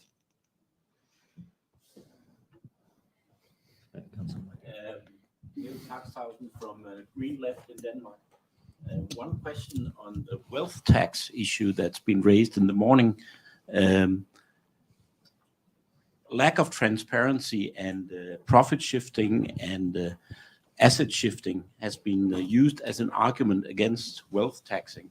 Does any of you have a clue on what is the threshold where it starts kicking in? Because I can live with a couple of people cheating. That's not a big issue. But if I have a 1% wealth tax, will that really make large amounts of assets and people move from country to country? Or couldn't we just do that and then get on without being so concerned about these issues? Just maybe to understand the question clearly, do you mean that if we put a wealth tax, we might have some rich people quitting the country, right? Yeah, so for example, just to give a very, maybe it's like a one example. In the US, they are trying to overcome this issue by not allowing, I think, people to easily move. So, but like, this is just a specific case maybe, so you cannot even, if you don't want your American nationality anymore, it's also hard to get rid of it. But this is just to answer this part. I think, like, I'm not really an expert on wealth taxation, but this is just what I was hearing in the public. Like, some people maybe in the EU would want to do the same. I don't know. Yeah. I understand the difference you're referring to is that in most countries, including in Europe, I mean, tax is territorial. In the US, it's national. True. Okay. So it's not that it is difficult to leave the US, because we may see a lot of people leaving the US tonight. I don't know, depending on the results. But the thing is that once you're, have a US passport, you are taxed under US law, which is a totally different system. Well, if you take Spain, we have a system of wealth tax at regional level. And for many years, some of the regions have been eliminating the wealth tax in order to attract some of the citizens. So we have a very dysfunctional taxation system between competitions among regions. So this is an argument to go for a EU-wide wealth tax, I would say. But also I have to say, well, Susanna here may contradict me, but I think that the numbers of people moving from one region to another, when one region eliminates wealth tax, well, there are people moving, but it's not a huge amount at the end of the day. You don't have 75% of people just moving from Barcelona to Madrid because Madrid has no wealth tax any longer. So it's not really an argument not to have it. And I think that also when you look at companies, for instance, and we used to have this exit tax, what you call also for companies, it's not like companies are really moving from one place to another because of the tax. I mean, the case of Shell, even though they offer more possibilities in the Netherlands, still they move. So, but what I think with the wealth tax, what is important is to be able to find in the EU countries, these rich people can find a threshold, and above that threshold to tax a specific percentage, but to have it also in an harmonized way. And I can understand that they say, well, inheritance tax is of course something completely different than income tax. So this is what we are, but I don't think that if I'm a wealthy person, I have my family, because remember, residence is also based on your personal ties. So you have your family, you have your children go to school or whatever. So it's not that I would just go to move my whole family to another country because I'm a rich person. But it is also, if you see that there were some US people, I think that Warren Buffett or some, they say, we need to be taxed because we are having too much money. So why we don't do that? So I think that it is still possible and doable, but yeah, we need this agreement. There were more questions. Thanks a lot. Hi, Olivia here from Eurodad. We host the European Regional Network of the Global Alliance for Tax Justice. So maybe a quick comment and a question to kind of, I suppose, challenge the speakers to bring this into the context of the other two panels. So firstly, this is a brilliant panel and I really agree with the points made around the importance of transparency for generating the political will to act. And I think it's no surprise that we've talked about public country-by-country reporting, the failure of secret country-by-country reporting, and beneficial ownership transparency. Because when we think about the broader tax mix, and we think about those that are both most responsible and have the most polluting behavior, wealth taxes and taxing multinational corporations are inherently progressive taxes. They're looking at profit, looking at wealth. And so these transparencies are of a particular importance when we're talking about a green transition and a tax policy mix that's actually generating revenue in a way that's responsive to what we need. I think this is also important because the European Parliament has power here. It is a co-legislator on transparency files, and at the moment working on beneficial ownership transparency. And Irma made a very good point about the challenges with the Unshell directive. Beneficial ownership transparency and extending that to cover shell companies is a really meaningful way to enable national governments to tax wealth. So that there are really important transparency aspects here. So I think the European Parliament has to continue work here. And I know Ernest has mentioned public CBCR, but I think the EU Tax Observatory have rightly pointed out that this isn't working for developing countries and we can't have global solutions if we have incomplete CBCR in the EU.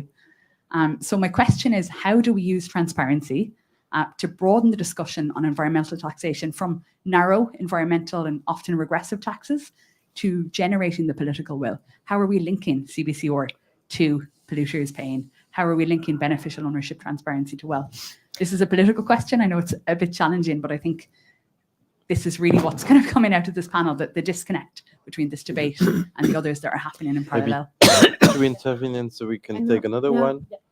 Okay. Who wants? I can start very quickly.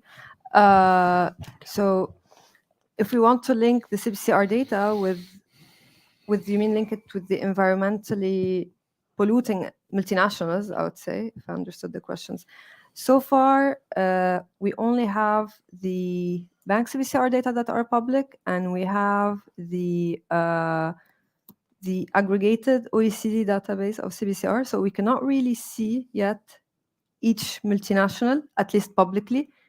I mean, the tax administrations, they have access to the micro CBCR data, so they can, for example, assess the tax aggressiveness of multinationals, and then they can probably, if they want, they can link it to maybe some score of how much this company is polluting. So of course, this is very interesting, but as far as I know, it has not been done yet, probably because the data of CBCR for the multinationals are still now, like they are still being developed. It started in 2016, so there's only the data for 2016, 2017, and now the other ones are coming up. But I'm sure maybe in the future it will come up. Yeah. No, but you can react first, then. Thanks.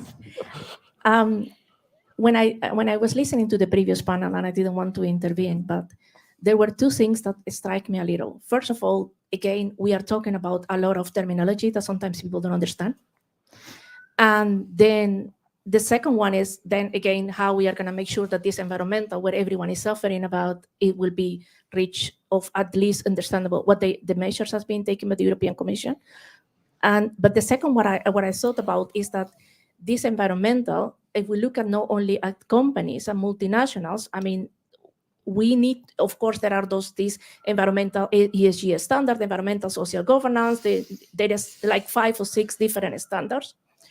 And when looking now this reporting needs to be linked to sustainability. But reporting to sustainability doesn't mean only that you are going to say, well, this is the amount of taxes that I pay, but it also says how many goals, what are the goals that this company has? Do they want to reduce more whatever they do with the environmental? So for instance, if there is like KLM, for instance, who is offering all of this, they may say, well, we are not flying to a specific from Amsterdam to Paris, what they are trying to do right now, for instance. So each company are trying to see, and they need to find out what they are doing, but this should be linked to sustainability. So we organized 1 year ago a seminar on sustainability and reporting and tax reporting, looking not only what they say about the CBCR, but also looking at, for instance, investors. You know that normally when you have a company and the investors, they will also want to see what type of ratings they have. And this is also important, but we need to make that link, because if we only have reporting for the sake of reporting, but we do not link it to sustainability, then we are kind of missing the whole picture. No, just very briefly to react on what Olivier said. Indeed, we are working now on the position of the Parliament on the on-shell directive, which I think is an excellent initiative. Lacks of short. The proposal is short in some areas, but we're trying to influence that, even though, as you know, we are in consultation on the side of the Parliament, but we're trying to do our best. On the other hand, we are co-legislating on the directive and the regulation on anti-money laundering. And there, yes, we have an important battle as co-legislator when it comes to beneficial ownership on the one hand. Secondly, there's going to be this new agency to fight money laundering. What are going to be the attributions that the agency is going to have when it comes to beneficial ownership? So voila, indeed, we are trying to play our role on those important files. And then just to mention that on CBCR, I fully agree, and I know it was a big disappointment for many people that we did not manage to get global disaggregation. Just to mention that what we did manage to include is a review clause that the Commission will have to come back to that issue in a short period of time. So it's going to be also our common work to do to really get a revision, to really in the second phase to really manage to get that. We have time for one more question.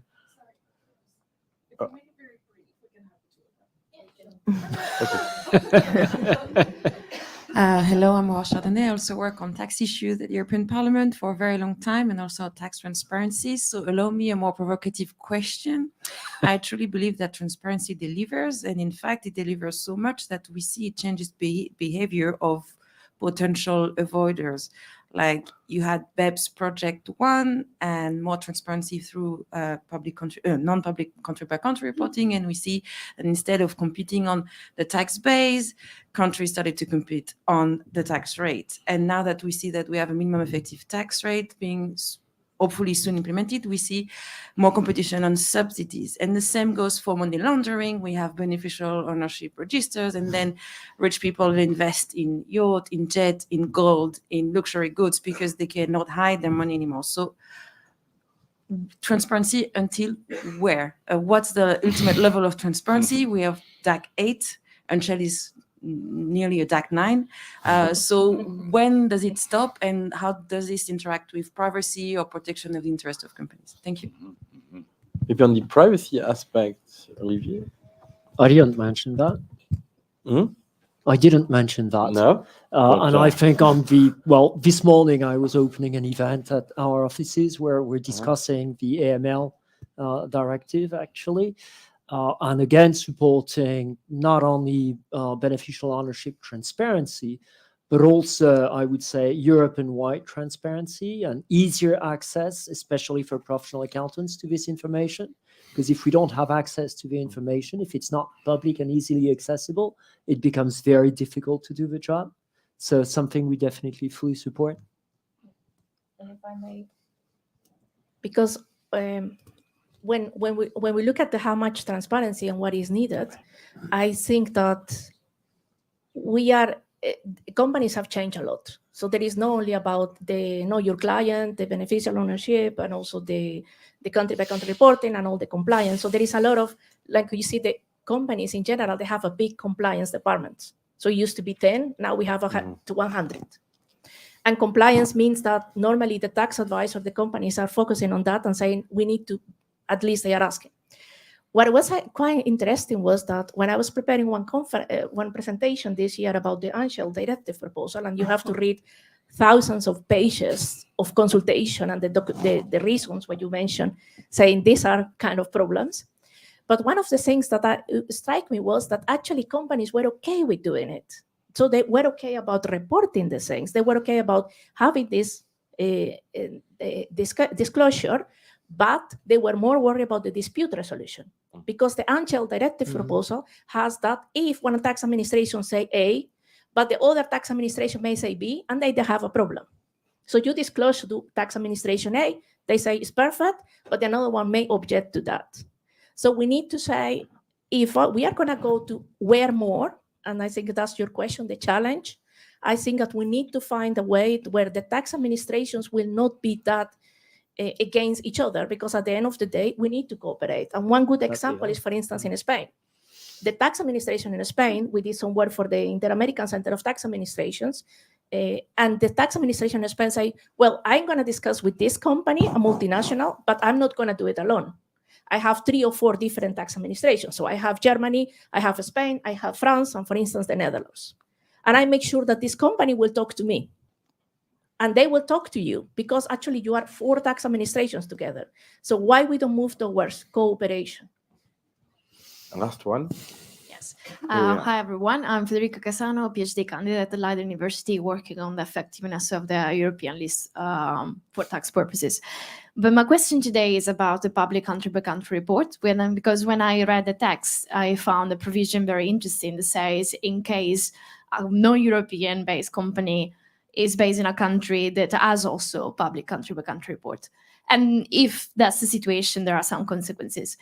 But it is the introduction of this provision that triggers my interest, because I really wondered how this provision came out, in the sense of, is there in the air, or was in the air indeed this hope of a real option of the fact that other countries beyond Europe may come up with a system of public country-by-country report? Because as far as I know, Europe is the only one right now.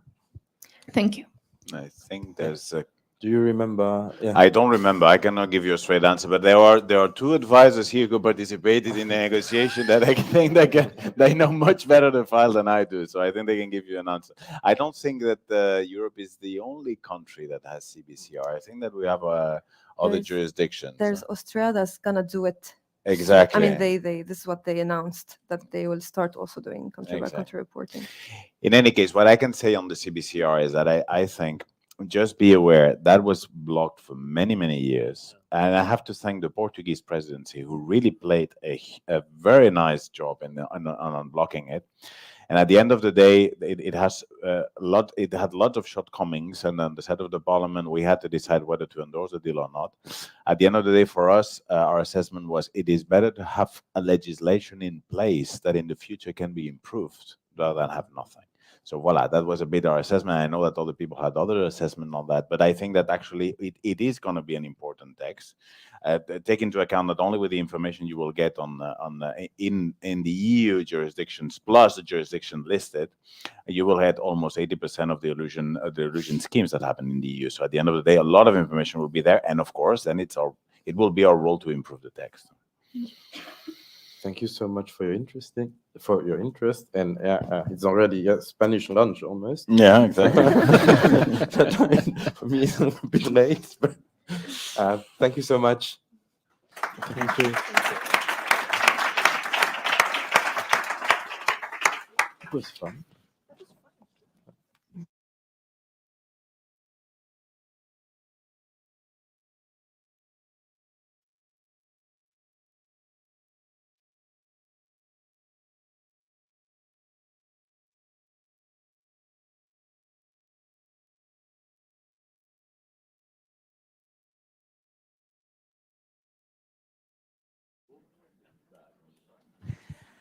Thanks again for that. That was our last panel, but we still have a few remarks to go. The clicker could work again, but in any case, I'm very, very happy to introduce to you the Secretary General of our group and also a member of the Committee of the European Green Party, Vulat is here with us to give the final remarks to this event. And then you're all invited to lunch downstairs, but stay here.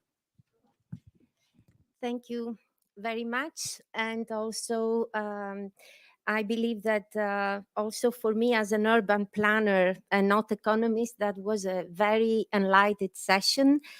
And for me, this session is also very important because I think that the debate on the taxation, it is not, and it cannot be only a debate among specialists and economists. This is a debate which is going much farther than the very close sphere of economists and specialists. It is in the core of our European project. It is in the core of solidarity, of social justice, of environmental justice, of climate justice, of democracy, of participation, of redistribution. I am Greek, and I think this is something that I cannot really take it out of me, because indeed in my country from 2008 to 2009, when we faced the socio-economical crisis and where we saw a lot of people being on their knees, when we saw the lack of solidarity, but at the same moment also the need for reforms, very important reforms, there it was the beginning of a series of multiple crises for the European Union, from the socio-economic crisis, a little bit later from the challenges linked to the migration, from the climate crisis, from the war, from the pandemic, and we go on. I mean, we are in one crisis after the other. And what you have mentioned before, that in the Netherlands, you are facing the same situation as 12 years ago or 14 years ago in Greece, this indeed, it is a completely different reality. I mean, when in 2015, I was talking in my group on, or even 2013, I was talking in my group about the energy crisis and the energy poverty, everybody was looking at me like, where she's coming from. Of course, we didn't have the war. We had other situations. Nevertheless, the situation of the European Union today is not anymore only for Greeks or from the Southers. We do not have anymore a middle class.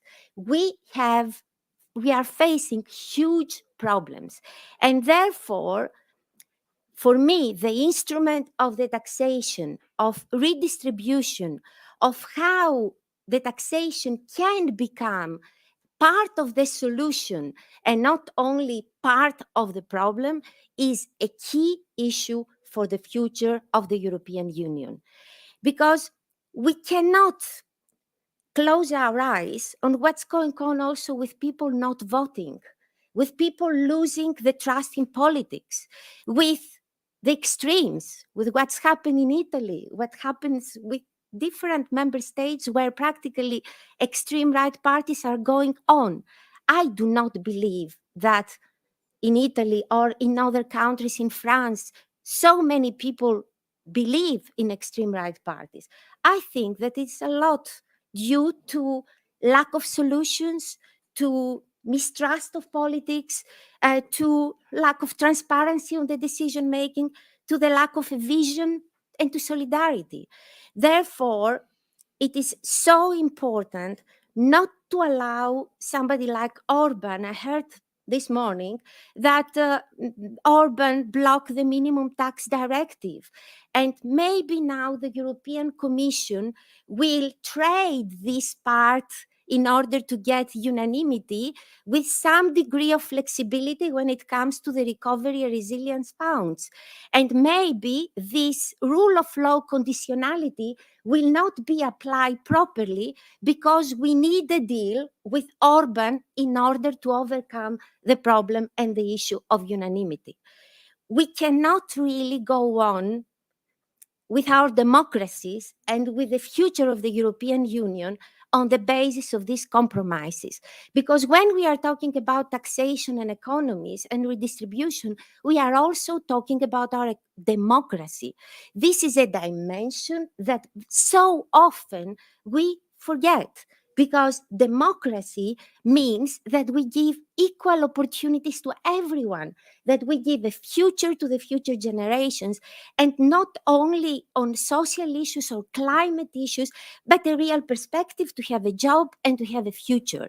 And yes, taxation is an instrument, and we cannot go on at the level of the European Union without reforming the taxation and passing from the unanimity to qualified majority, or find other instruments where we can really overcome this deadlock. At the same moment, we cannot use the taxation without having a political project, without having a vision, without really talking about sustainability, without talking about Green Deal, because it was interesting to find this morning that when it comes to the European Union, we are really do not put in the same line the fiscal instruments with the sustainability and the Green Deal. There have been quite a lot of examples. I'm not an economist, but I managed to understand. We are taxing the labor. We are really not enough taxing the polluters and the big companies, and there is not a fair distribution in the way of all these instruments. So the fiscality from one side, the taxation, and from the other side, which kind of project we want to defend. And on this kind of project that we want to defend, I mean, we cannot only talk about the European Union. We have to have a global approach. Some of you mentioned this global dimension. But if these changes, they will not start from the European Union, and we already lost the opportunity when Biden came with a proposal of the 21% taxation on the minimum taxation for multinationals. We lost an historic possibility, this specific moment. We cannot not take back the leadership on this fight, because without the European Union today to take up the leadership, we will not really be able to create a just world, and not only thinking about ourselves. Somebody, and it was a very interesting discussion on the transparency. I must say that for me, transparency is democracy, is a method, and also is an instrument to achieve the goals.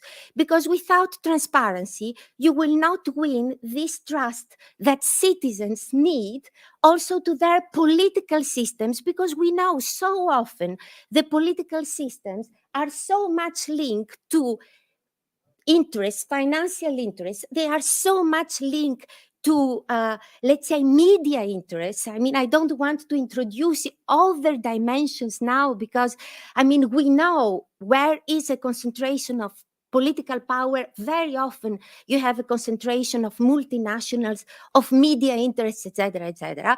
So for me, the transparency is a very important instrument in order to achieve this social justice and the tax justice, the ecological justice, and all the rest. This is a form of pressure, and I think that the new generations have a very different approach from us, because when they go to the streets and they talk about climate justice, they talk about social justice, they talk about justice linked to the taxation, and they really ask for transparency. And transparency is not a luxury, it's a matter of trust. Therefore, the only thing I can say, not being economist, is that for me, it's the group and our group continue the fight that we are doing the last years, not only on the transparency, not only on the social and tax justice, but also on the need that we need to have a European Union which is open to everyone in order to be able to change this world. Because without that, I believe that we will face very dark times, and I really hope that I make a big mistake. But if we will not be able in the coming 2 years to reform and to show that there is a different way to go forwards, the European Union will collapse. And this is the last thing I hope, because this is also something that we need in order to face these global challenges. And I hope that we will be able all together to work towards this different European project. Thank you.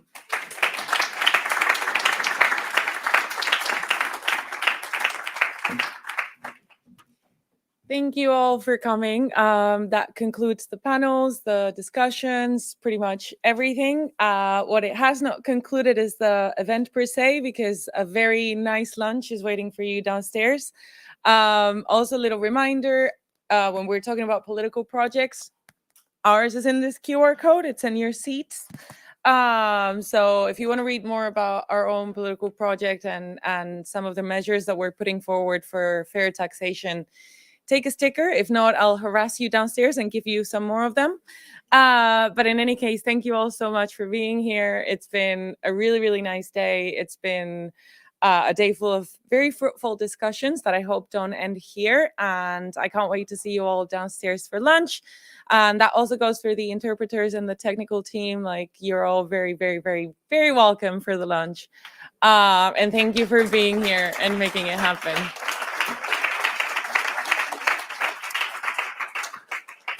So yeah, go downstairs quickly.